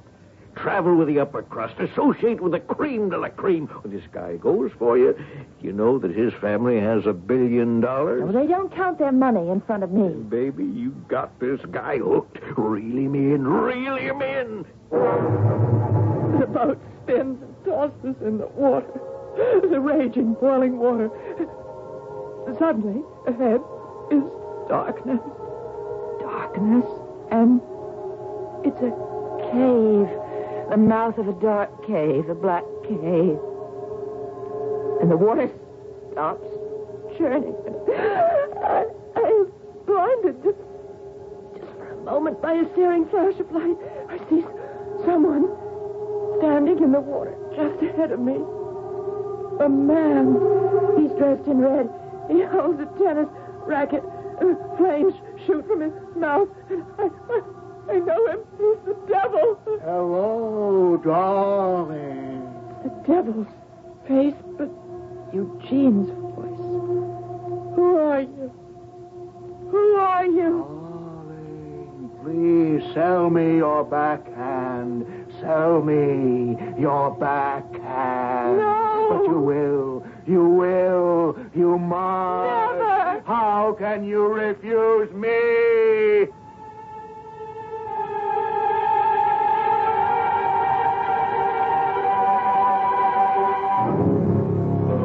Here we are on a nightmare journey, if that's what it is, with a terribly frightened young lady who may have taken too many pills. She sees the devil, or it looks like the devil. Anyhow, she's a champion tennis player, and he wants to buy her backhand. Well, you've heard stranger things than this on our program, haven't you? And the third act is on its way. The 1977 Buick Regal. It comes with Buick's terrific V6 engine. It carries 6 people and lots of Buick comfort. It's lean. It's maneuverable in city traffic. It's the most luxurious mid-sized car Buick builds.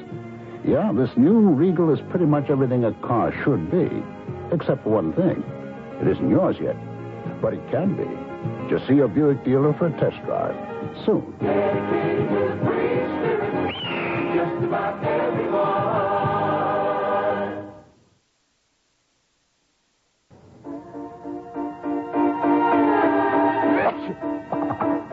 Here in my hand is a little capsule. It's Contact. It contains enough cold medicine to help relieve cold symptoms caused by every known virus. Think about that the next time you're sick. Sneezing, dripping, all clogged up. Then let us help you with real medicine, like Contact. We're number one in the whole world. Give your cold to Contact. Real medicine for real cold. Take only as directed.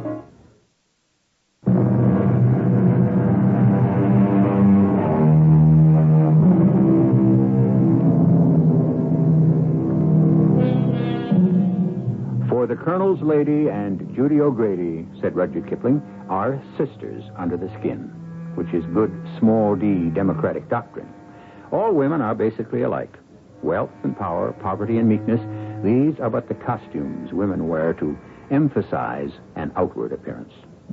Minnie Maxwell was sitting on top of the world, adored, heaped with honors and wealth, blessed with talent and beauty, and yet, one night, she deliberately took enough pills to make sure she wouldn't awaken the following morning. A terrible storm has swept the boat into a dark, dank, frightening cave. And the devil stands before me, laughing. And he holds a tennis racket and he swings it. Backhand. Just like the one I had. Just like the one I had. Oh, somebody help me. Help me.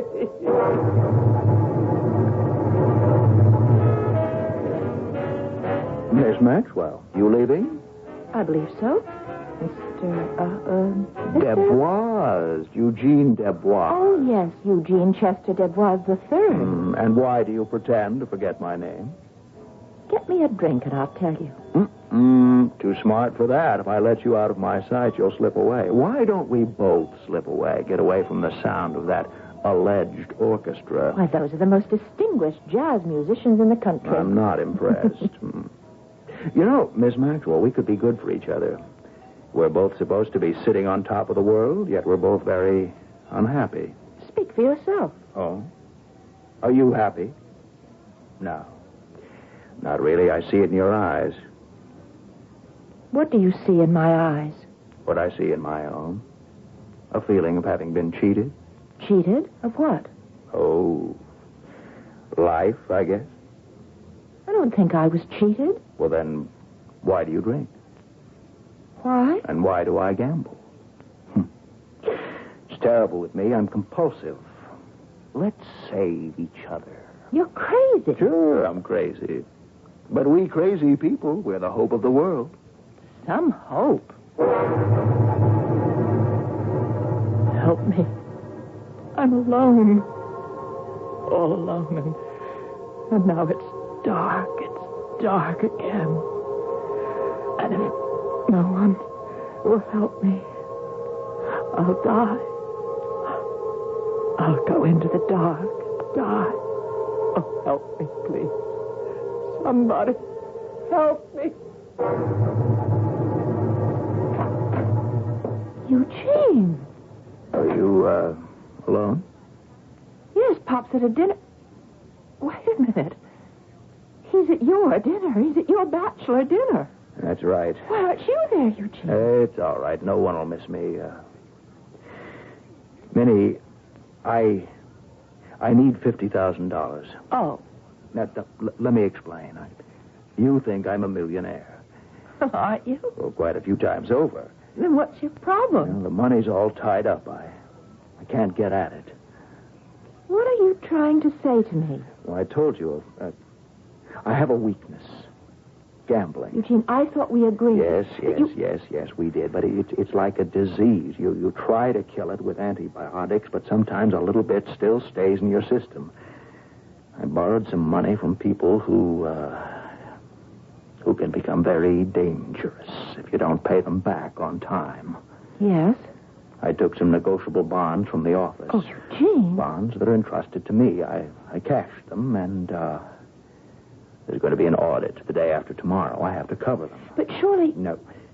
You don't know how it is. You see, I can't go to my mother. But... My mother has disowned me on account of you. Oh. At the office, in the company, they would love it for me to be disgraced. Why? Debois and company, they hated my father because he knew everything. They have contempt for me because I know practically nothing. Darling, lend me the $50,000. I don't have it. Well, you must have at least 10 times that much. But I don't have it where I could raise it by the day after tomorrow. And I can't raise it at all without telling Pop why. Oh, no. You can't tell him why. But isn't there anyone you can borrow from? Well, not on such short notice. Minnie, we love each other. We need each other. Save me from disgrace. I can't. But if you love me, you'll save me. Well, tell me how. Well, there is a way. The only way. What is it? You have a match with Ruth Evans tomorrow. Yes. Lose it. Lose it? Yes, you're the favorite. Lose the match? Deliberately? Good Lord, what is it, a tennis game? You want me to purposely lose the match? Well, it's only a game. A game? Darling, remember how we talked late at night? Well, you were drinking then. I saved you from that. I convinced you it was only a game. I saved you. I saved you. Minnie, now you got to save me. But I can't. Darling, my beloved, as heaven is my witness, I'll never gamble again. It'll be our secret. No one else will ever know. Now, look, I'll place the bets quietly in small amounts all over the country. And all we're going to win is the $50,000. I owe everything I've got to tennis. What have you got? In this whole world, who have you got? Just me. Listen, no matter what she says, your mother won't let you go to jail. She'll make up the money. Oh, of course she will, but I'll be disgraced. Please, Eugene. Now, look, why don't you do it for yourself, People are getting bored with you, Minnie. You're too good. You're too perfect. You're a machine. Show them you're human. Eugene, Lose one to Ruth Evans.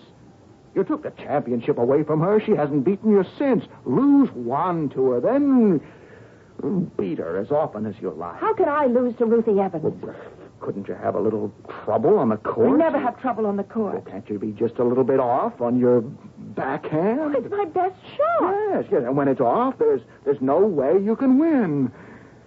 Oh, darling, it would be different if you really cared, but you're tired of tennis. You're fed up. You never wanted it to begin with. Just this once.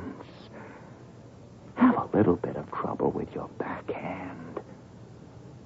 And save my life. The fire.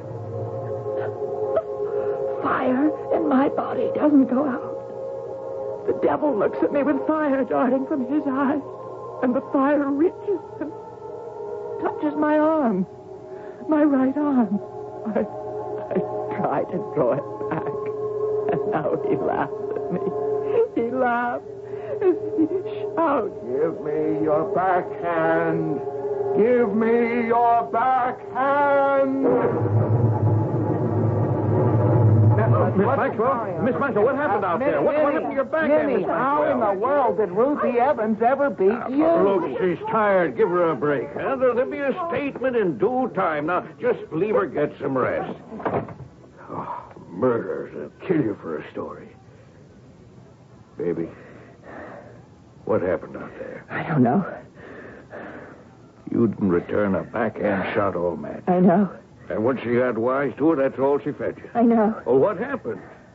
You own that shot. What happened? I don't know. Well, I know. Tomorrow morning, 6 o'clock, we're out on the practice court. We'll have to start all over again. Now, we're not seeing any reporters. It's me, Eugene. Oh, well, come in. Come on in. Minnie, my darling, I know how you must feel. Now, you try to cheer her up. Huh? Everything's all right now. Everything. Is it? Oh, yes, darling, yes. You don't have to be a champ for him.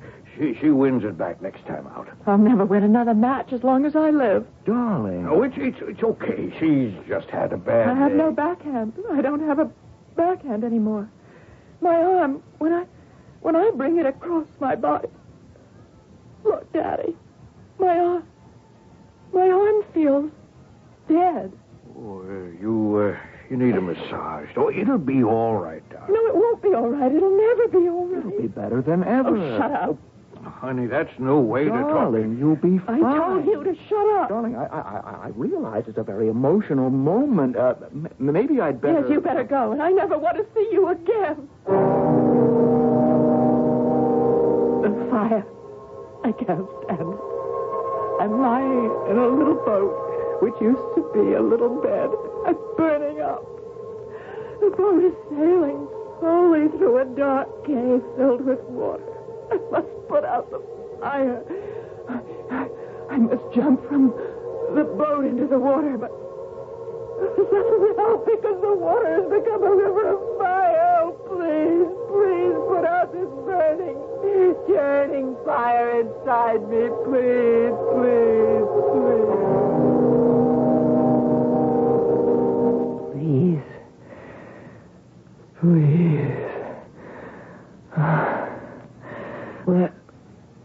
Where am I? In the hospital. The hospital? Why? Why would I be in You don't remember? Oh, yes, no. I remember. How do you feel, honey? Terrible. Well, you should. They worked you over pretty good. So, you sold the backhand, huh? Pop, what? You did a lot of talking. Did I? And once you sell something you own that way to that certain party, you can never buy it back. I guess not. You were a great little girl when you had it. But you know something? You're going to be even greater without it.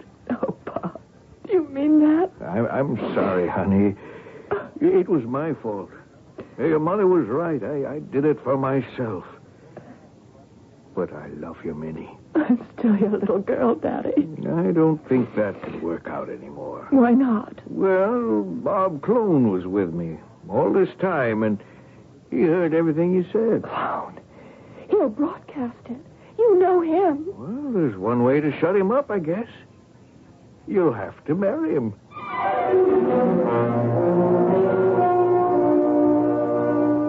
So sportcaster Bob Clone did pick up the pieces after all, just as he said he would. Minnie still plays tennis, but it's just a social game. And you know something? When she plays that kind of tennis, there's absolutely nothing wrong with her backhand. It's even better than ever. I shall be back very shortly.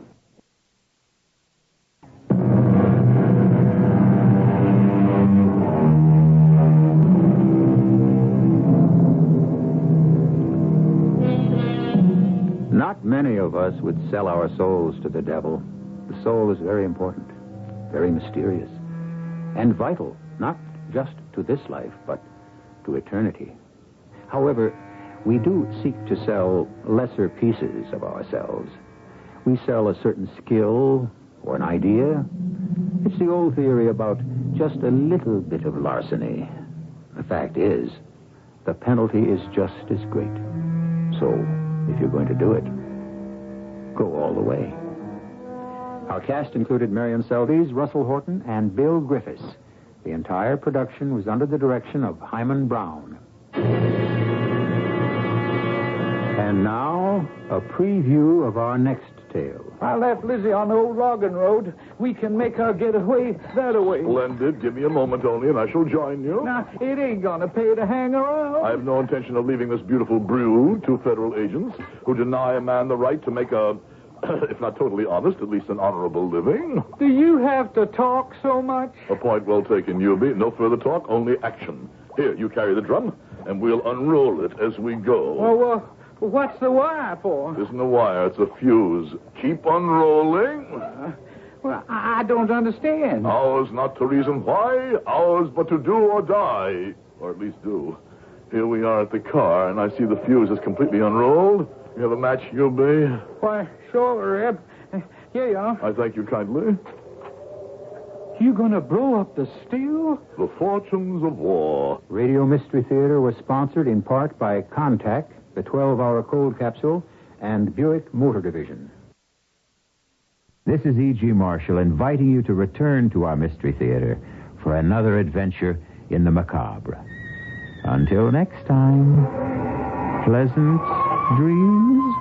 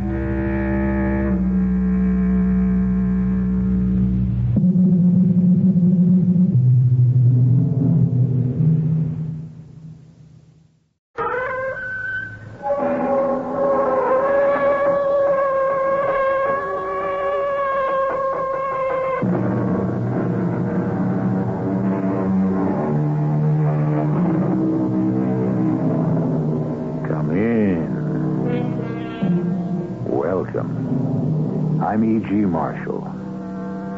You cannot fly like an eagle with the wings of a wren. Ordinarily, this proposition would be only of interest to wrens, and not to all wrens either. Just those tiny, puny birds who have an eagle's mentality. Well, fate plays her ironic little jokes on us all, doesn't she? Sometimes the smallest people can get the biggest ideas. The piranha, a fish that's half the size of your little finger, is more than a match for the whale, which could be twice the size of your house. Our mystery drama, How to Kill Rudy, was written especially for the Mystery Theater by Sam Dan and stars Paul Hecht. It is sponsored in part by Buick Motor Division and Anheuser-Busch Incorporated, Brewers of Budweiser. I'll be back shortly with Act One.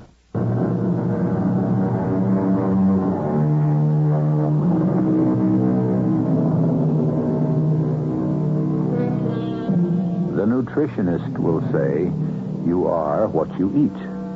There may be some validity to that, but isn't it also true that you are what you read? The ideas, the principles that govern your life, where did they come from? Did you just create them out of nothing? Or did you read about them somewhere? So many books do not end on the last page. They go on and on forever and ever. Hello, Rudy. Good morning, Lieutenant Foster. Well, now, if you're going to call me Lieutenant Foster, I'll have to call you Mr. Slaymaker, huh? I thought we'd become friends by now. Joe and Rudy. I appreciate your efforts to help me, but Oh, come on, Rudy. You'll feel better after you tell us. Why can't we just leave things the way they are? I killed them. I admit I killed them. I'm willing to pay for killing them. Meanwhile, there are plenty of other crimes you could be concerned with. Okay, Rudy. It's one of those mornings. I can see that. I'll drop by after lunch. Hey, anything I can bring you? Oh, yeah. There's a new book out by Mace Hacker. Sure. Yeah, he writes the best murder mysteries in the world. Don't you read it? No.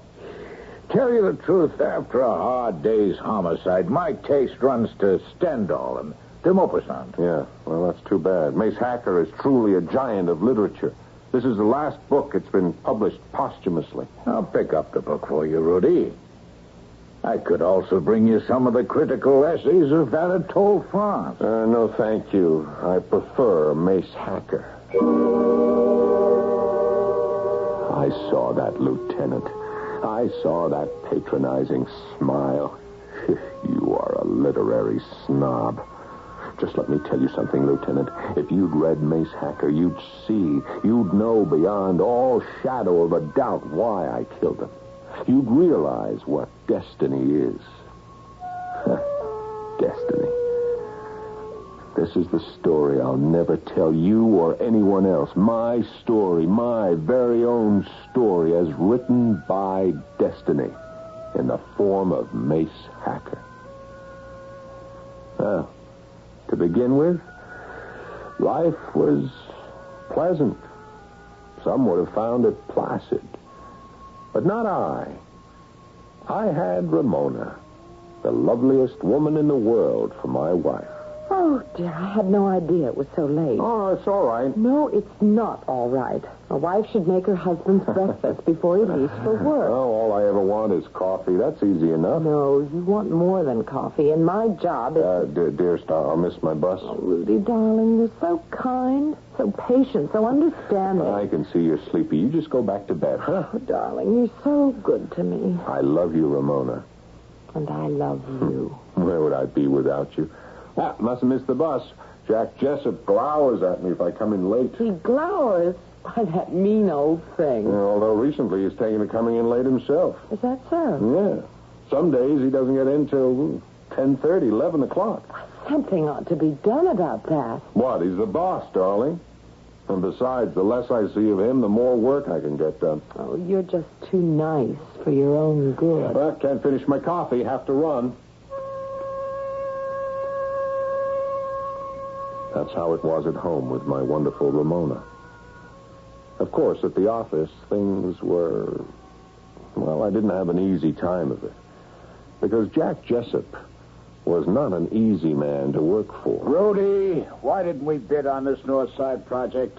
How could you be so... I mean, the biggest job in town, we didn't even... Jack. I don't want to hear any excuses now. Jack, look... The fact of the matter is you're losing your grip. If you read the morning paper... Oh, yes. What else are we missing out on? Did you look at the paper? Oh, for crying out loud, I'm sitting here talking business. You're shoving a newspaper at me. What do I care? Who murdered whom? The North Side project is on the front page. Yeah, sure. It's making history. What are we getting out of it? We're getting out of it with our lives. It's bankrupt. It's what? It folded. All the contractors are stuck. Now, let me see that. Huh. Well, sure. What did anybody expect? You know that gang that's in there. They've been involved in one shady deal after another. Well, we'll see if their City Hall connections keep them out of jail this time. What'd I tell you? The minute I heard who was in it, keep away from that North Side project. Isn't that what I always said? Yeah, that's what you always said. And as I recall, you suggested preparing a bid, didn't you? Well, let this be a lesson. Look behind the corporation. And doesn't this prove it? Oh, yeah, sure does. That's Jack Jessup, owner of Jessup & Company Electrical Contractors, a most difficult man to work for, but these days, a job is a job. Why do you put up with him, darling? Oh, I have a rather pacific temperament, as you know, Ramona. Oh, but still, Besides, I understand him. You see, he was an all-American football player at college. He was a hero, a celebrated man of importance. Afterward, well, there are what are known as triumphs of the flesh. Triumphs of the flesh? What an odd phrase. Wherever did you get it? I read it somewhere. Oh, and I know where. Mace Hacker. Yeah, I know it's fashionable to make fun of Mace Hacker, but his insights... Yes, dear. We were discussing... Triumphs of the flesh. Yeah. Well, these were the triumphs Jack Jessup knew very well. He graduated, grew older, and then, well, the body no longer ruled supreme. He went into his father-in-law's business, an enterprise he simply cannot understand. You do all the work. Well, yeah, he knows that, and resents it. You should be told in no uncertain terms. It doesn't matter, darling. Believe me, it doesn't matter. And it didn't. I was happy. I didn't mind my job. It was just an interlude. The important part of my life was the time I spent with Ramona and reading Mace Hacker. Hacker is, without a doubt, the most prolific writer in the world. A new novel comes out almost every month, and each one is better than the last. Why, I asked myself, am I so enthralled by Mace Hacker? Look, I do have taste, and he deals in sex, violence. Well, so does Shakespeare, for that matter. But Mace Hacker, well, his language is so explicit. Nothing is left to your imagination. It was a mystery. Until one evening, I found the answer. I was rereading an old Mace Hacker, and suddenly... Ramona? What is it, Rudy? Do you remember reading about the man who murdered those 3 women? Darling, why do you bring up such a gruesome subject? What was his name? Well, I'm sure I don't remember. His name was George, wasn't it? Yes, it was George. Yeah, and the 3 girls. One was Felicia, the other was Prudence, and the third was Charity. Very good. So you remember, too? No, I don't remember. How could I remember? It was in the papers. Only last month. Yeah. This crime, this triple murder, it came to light last month, correct? Yes. Yeah.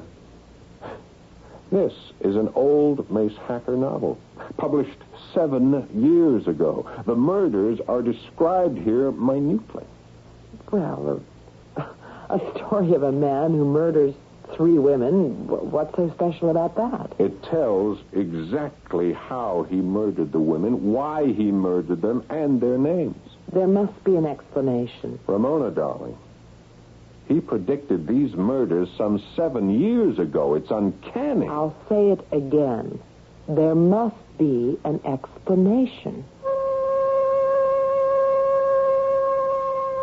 There was. And I found it. Everything Mace Hacker wrote happened years afterward, years after a particular book was published and forgotten. I checked through all my old Mace Hackers. I went back almost 20 years. And sure enough, all of them had come true. And all the murderers and all the victims had the exact same first names as they bore in the Mace Hacker story. It was a fantastic discovery. Somehow, Mace Hacker could foretell the future. My story, Lieutenant. Yeah, the story I'll never tell you or anyone else. Began on the day of the building contractor's annual golf tournament. I'm a rather indifferent golfer myself, poor actually, but Jack insists that I play in the same foursome because he, being a scratch golfer, has an opportunity to feel superior. Keep your head down, Rudy. You're bending that elbow. Don't sway. Well, what do you expect? In the rough again. Listen, you were lucky you hit the ball at all. Well, fellas, we may as well help Rudy find his ball.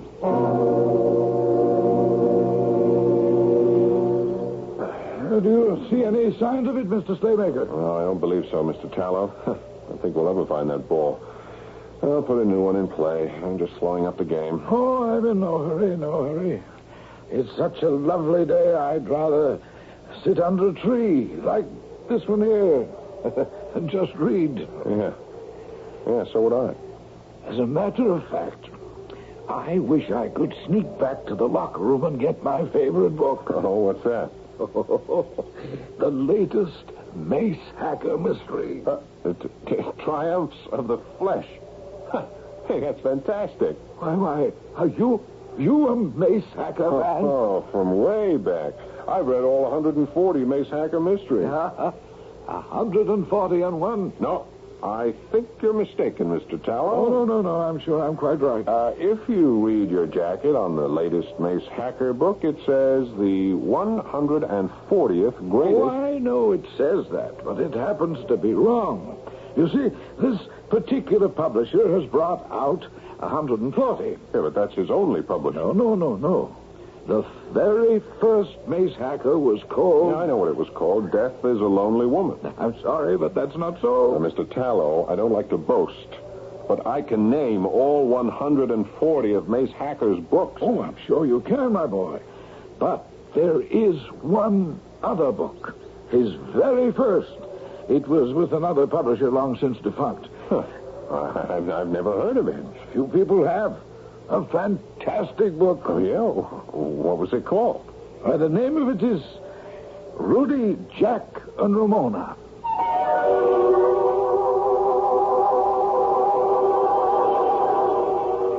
All right. Here we have Mr. Rudy Slaymaker, a dedicated fan of mystery writer Mace Hacker. And why? Because Rudy is convinced that Hacker's stories are all prophecies of murders that will occur in the future. Hacker even names his fictional characters after the real-life ones, who will one day make his tale come true. You only have a few moments intermission until I return with Act 2.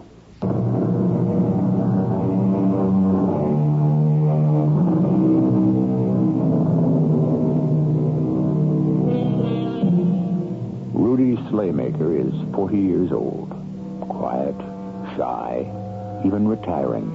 A man who sincerely believes in turning the other cheek. He is convinced that a soft answer turneth away wrath. Rudy Slaymaker, who, despite his rather threatening last name, is really a man of peace, has just received an intimation that he is about to be involved in a murder. What did you say the name of that book was, Mr. Tower? Rudy, Jack, and Ramona. That's impossible. Impossible? Why is it impossible? Oh, because It was Mace Hacker's very first published work.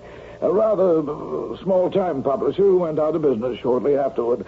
And then Mace Hacker caught on with the present firm where he's been ever since. Rudy, Jack, and Ramona. What is the book about? I don't know. Do you know? I've never read it. I've only heard about it. However, I would assume one of them kills the other two, wouldn't you? Where can I get a copy? Oh, I don't think you can. The book's out of print and the publisher is out of business. Rudy, Jack, and Ramona. It's probably the only cast of characters that didn't come true. What do you mean? Well, you call yourself a Mace Hacker fan and you ask that, you know what I mean.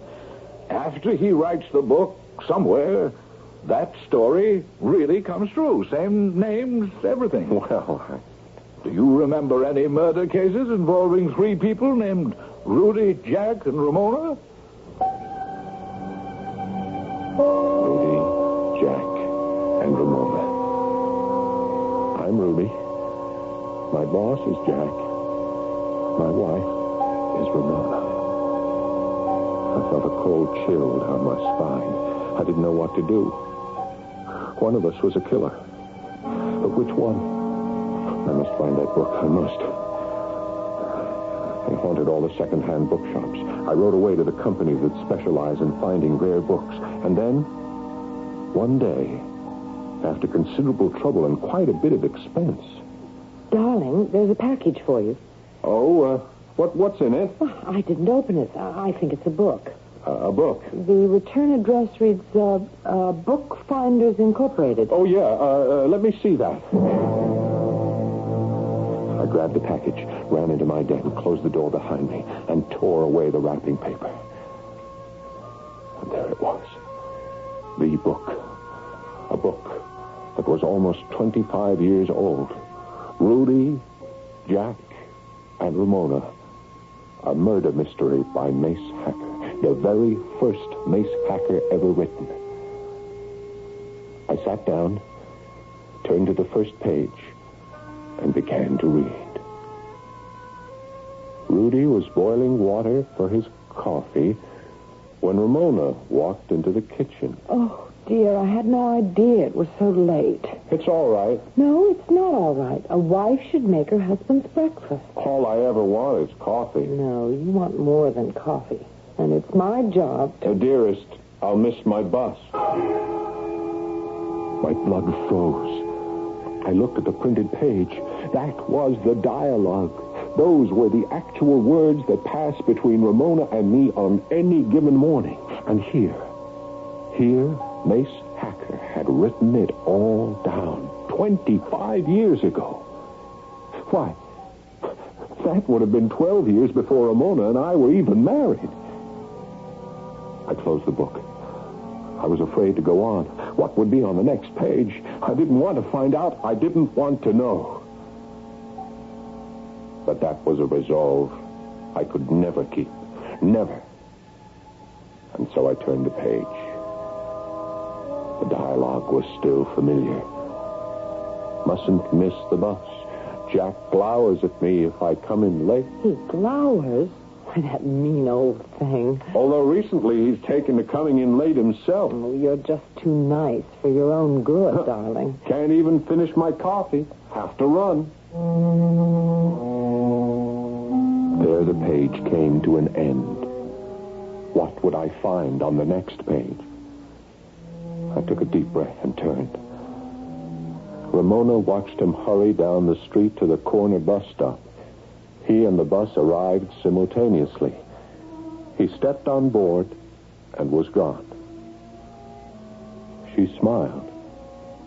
Her hand strayed to the telephone. She lifted it and began to dial.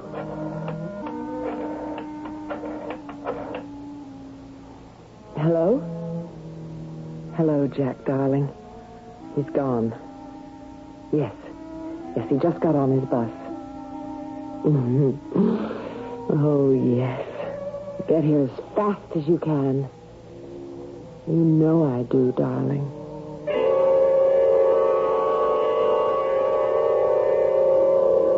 I let the book fall to the floor.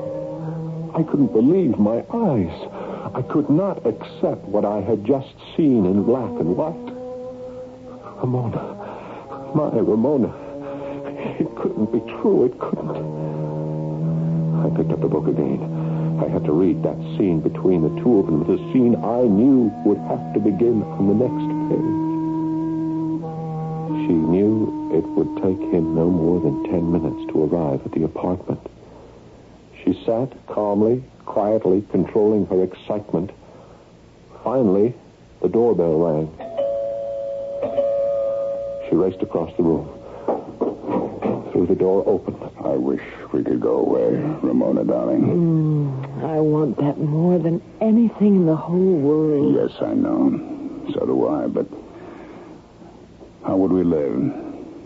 Loretta's father would fire me in a minute. I know. And I'm content with what we can have, even if it's only a stolen hour. You know, I didn't know you'd turn out to be like this. Like what? Soft, sweet, understanding. Jack, what are we going to do? I should divorce Loretta and you should divorce Rudy. Rudy should marry Loretta and I should marry you. Yes. Loretta and Rudy are made for each other. Two sticks in the mud who don't like to do anything, go anywhere. But that can't happen, darling. Yes, I know. And you should be returning to the office. I know. Rudy talks about it sometimes. He says he covers for you when your father-in-law happens to drop by. Your father-in-law gets very upset when you're not around. Yes, I'm aware of that. But I hate to go to that office. You know something, Rudy scares me. He scares you? I give him a hard time. But it's only in self-defense. It's just he knows so much about the contracting business and I know so little. I couldn't care less. Listen, maybe we should get divorced and you and I Rudy go. would never give me a divorce. He doesn't believe in it. Besides, darling, you're absolutely unfit for any work at all. In 6 months, you'd hate yourself and you'd hate me. Yes, I guess you're right. What we have now isn't enough. But it's better than nothing. Now, darling, you better get back to the office.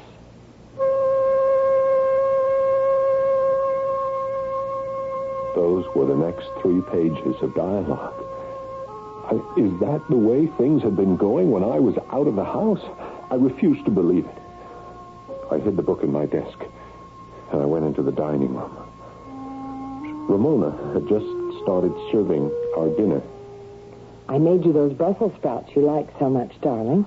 Oh, yeah. Is something wrong? What? Oh, what should be wrong? Well, I don't know, darling. It just seems to me that you're very... No, I'm fine. I'm all right. You seem very upset, very nervous. I'm not aware of it. Did you have a hard day? No harder than usual. Was Jack Jessup troublesome again? Jessup? Honestly, Rudy, Darling, you're not yourself tonight. What's bothering you? What was I going to tell her? Yes, I was determined to get to the bottom of this thing. So I decided that tomorrow morning after I got on the bus, I would just get off a few blocks away and come back and catch them. So that's exactly what I did. I boarded the bus, got off after it turned the corner, waited about half an hour, and I went back to the apartment. I opened the door very carefully, quietly. I could hear music on the radio. And suddenly... Oh, Rudy. What are you doing home? What am I doing home? Oh, goodness, you scared me. I heard the door open. I couldn't imagine who... Oh, I forgot something. Oh, well, I'm sorry. Yeah, I better get it. It's in the bedroom. Oh. Yeah, in the bedroom. He wasn't there. Nobody was in there or anywhere else either. So what did that mean? It meant Mace Hacker was wrong. That Jack Jessup wasn't coming here mornings after I left. But my relief was short-lived. That night, I finally got all my courage together and got out the book. This time I was determined to read it through. If he was seeing her here at the house, I had to find out. But why hadn't I caught them at it? I soon got the answer. According to the book, when Rudy left that morning, Ramona had a premonition. She couldn't explain it, but she was a woman who lived by the psyche, and so she refused to ignore it. She dialed Jack's number once again. Jack? Darling. Yes, he just left, but don't come here. No, please, don't come here. Yes, my darling, I want to see you more than anything in the world, but I have this feeling, this terrible feeling. No, meet me for lunch. Yes, the usual place. Yes, darling, at 12. She hung up the phone. She knew something was wrong, terribly wrong, something that could destroy all of them. But she couldn't put her finger on it. At 12 o'clock, she arrived at the little East Side restaurant where they had spent so many happy hours. Darling, what's wrong? It's Rudy. What about Rudy? He knows, Jack. He knows? How much does he know? He knows about us, and he knows everything. Are you sure? I had this premonition. I can't account for it, but I can't disregard it either. I told you not to come? Well, a half hour after he left, he came back. He what? He came back to the apartment. Why? He said he'd forgotten something. Well, maybe he did. No, Jack. No, you know he didn't. He came back expecting to find us together. Huh. Well, what are we going to do? We'll have to stop seeing each other. Oh, no, we can't. For a while. Not now, we can't. Loretta's going out to the coast to spend a few weeks with her aunt. I planned for us to use that time. No, darling. But Rudy suspects, and I can't let Rudy come between us. But Rudy exists. I'll kill him first. No. Don't say that. It wouldn't solve the problem. Loretta would be alive. You wouldn't be able to marry me. There's got to be some way to kill Rudy. Some safe, foolproof way. There probably is.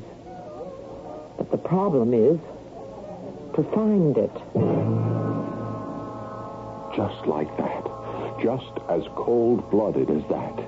There's got to be a way to kill Rudy. A safe, foolproof way.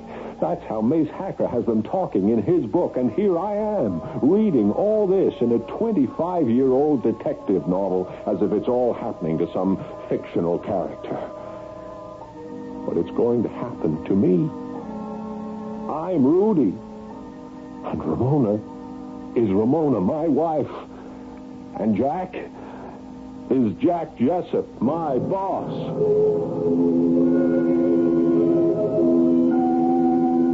Well, it looks as if our hero, if he is a hero, could very likely be in the soup.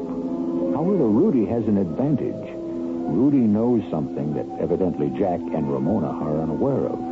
Rudy has a copy of the script to this little scheme. Assuming, of course, that A, it's a scheme, and B, there's a script.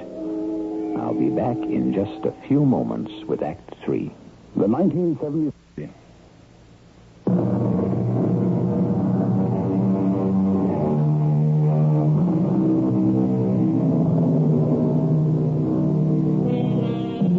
Our story thus far concerns Rudy Slaymaker, who is in a prison cell where a homicide detective is urging him to make a confession. Well, Rudy isn't paying very much attention. Rudy is reviewing the events in his mind. And as Rudy relives them, he is convinced no one would ever believe him. He may be right. It was out in the open. They realized I knew about their affair and that they would have to find an opportunity to kill me. And since all this had been carefully plotted out some 25 years ago by Mace Hacker, all I had to do was to continue reading about it in Hacker's book, Rudy, Jack, and Ramona. You think that's easy? Suppose someone handed you a book and said, here is the story of the rest of your life. Would you be anxious to read it? I would have thrown the book away, but I had to read it because my life depended on it. So, from the book, I continue. Ramona Slaymaker led a double life with brilliance and flair. She was Jack Jessup's ardent lover, and she was also Rudy Slaymaker's wife. Then, one afternoon, the bell rang. She opened the door. Her eyes grew wide with fright. Jack. Ramona, darling. You shouldn't come here. I know. Rudy suspects. He could do something desperate. I just had to see you before I left. Where are you going? To the coast. Loretta. What about Loretta? She's dead. Oh, my. Yes, she was thrown from a horse at Tavern this morning. Oh, I am sorry. I had to see you. I'm on my way to the airport, but I had to stop here first. Ramona, I can't pretend to be overcome by grief. I know, darling. For years, there's been nothing between Loretta and me, so now I've got to tell you that we've got to start planning. Planning? Planning what? Oh, come on. You know very well what. We'll have to find a way to kill him. Yes. You see, that means you'll be a widow, I'm a widower, my father-in-law can have no objection to our marriage. He'll even think it's logical for us to get together, and you'll be an excellent mother to his grandchildren. What we're doing is wrong, Jack. It's murder. My darling, it's the only way we can find happiness. I looked up from the book. Finally, the plot was arranged to kill Rudy, to kill me. That was the way Mace Hacker had written it. It had worked out for Hacker because he could kill off Loretta, Jack's wife. But in real life, Jack's wife, Loretta, was still very much alive. And as long as she was alive, there was no point in their trying to kill me. And then one day, I was at the office. The telephone rang. It was Loretta's father. Rudy? Yes, sir. I don't want to be the one to break this to Jack, but I'm afraid I have very bad news. What is it, sir? It's Loretta. Loretta? Poor Jack. I know how much she meant to him. It's very bad. Tell him Loretta's dead. She was out riding and the horse stumbled. Dead. Loretta was dead. Jack's wife dead. And that meant that the way was clear to kill me, that I would soon be dead. I read the rest of the book as quickly as I could. How clearly Mace Hacker wrote it down. He likes to go for walks at night near the river where it's deserted. I keep telling him how foolish it is. Well, right near the old bridge, there's a clump of birch trees. I'll be waiting there. When he comes by, I'll shoot him. Oh. I'll take his wallet, watch, and his ring so it'll look like burglary. Jack. Yes, what is it? Be careful, darling. Of course, my dear. Next time he goes out walking, call me. Now I knew what I had to do. I had to see Mace Hacker. I had to talk to Mace Hacker. But I ran into trouble. Nobody seemed to know Mace Hacker. Nobody had an address. There had to be something, some line on Mace Hacker. At the publishers, they maintained a stony silence, but I knew how to break through that. $50 invested in the right people can bring you all sorts of useful information.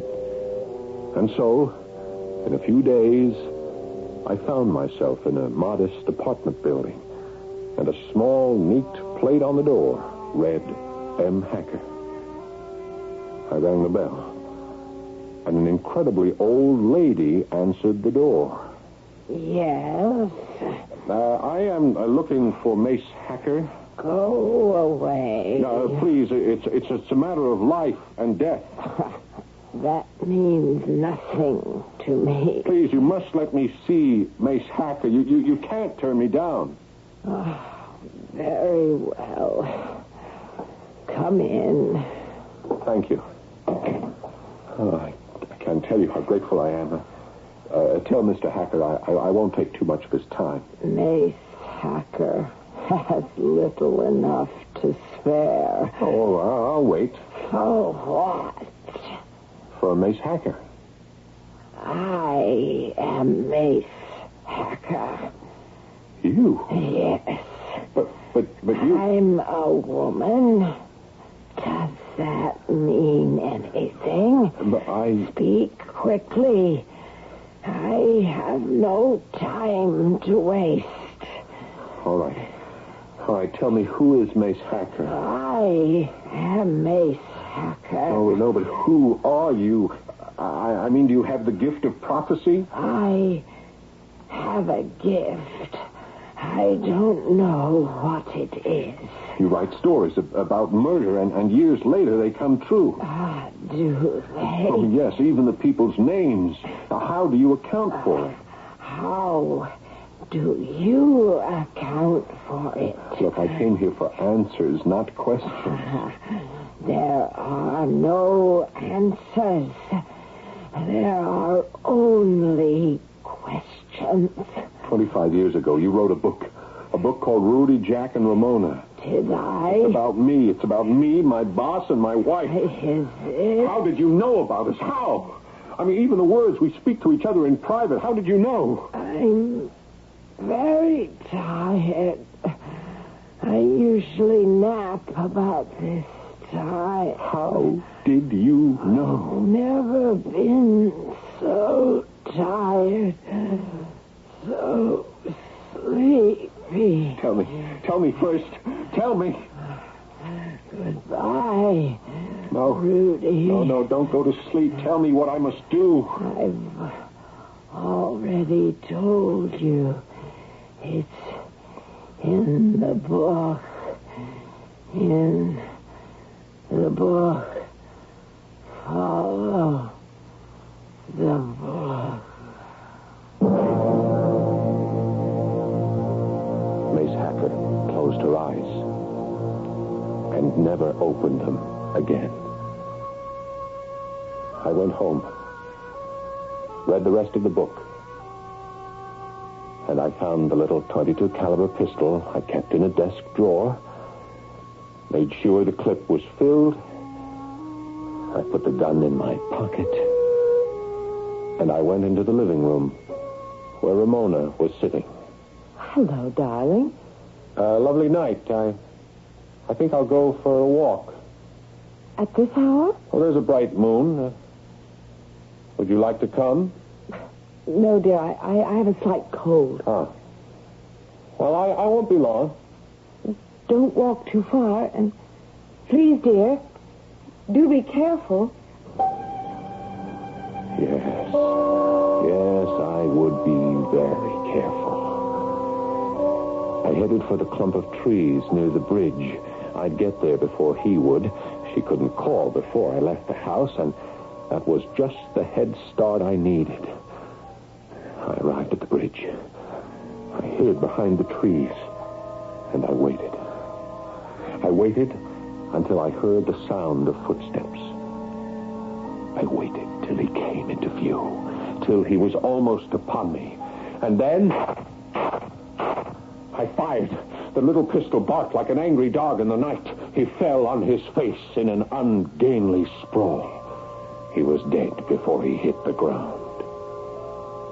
So much for Jack Jessup. And now, I must finish the story the way Mace Hacker had commanded me to finish. I walked home. Slowly, very slowly, I opened the door. And when she saw my face, a look of terror came into her eyes. Rudy. Surprised to see me, Ramona. Surprised? Why should I be surprised? It wasn't supposed to work out this way, was it? I don't know what you're talking about. I'm sure you do. Rudy, what are you doing with that gun? What do people usually do with a gun, darling? No, Rudy, no. Have you gone crazy? Goodbye, darling. Why? Rudy, why? You had your friend Jack try to kill me. You told him I'd gone for a walk. But I saw him first. I killed him first. And now, you... Rudy, I don't know anything. Your affair with Jack is over. What affair? Rudy. You're killing me for nothing. Nothing. Don't lie. Nothing. Why would I have an affair with...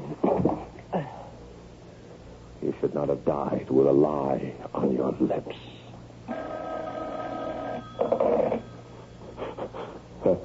Yes? Rudy, did you take home the figures on the Marine project? Jack. Hello. Rudy. This is Jack Jessup. Rudy? Are you okay? You see, I killed her because I thought that she was... But it was wrong. And that man who was there by the bridge, guess it wasn't Jack. Which means she didn't tip him off. And I guess they weren't having an affair, but according to Mace Hacker... Rudy, you ready to make a statement? Lieutenant, you'd never believe me.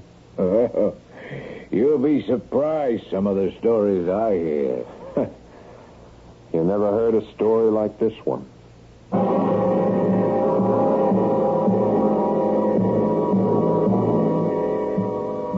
And neither did the jury. So they voted to put Mr. Rudy Slaymaker away for the rest of his life. A pity.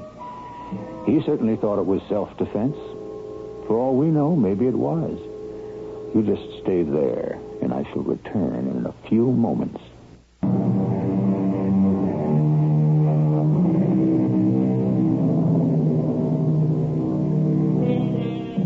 Our cast included Paul Hecht, Patricia Elliott, Ian Martin, and Ralph Bell.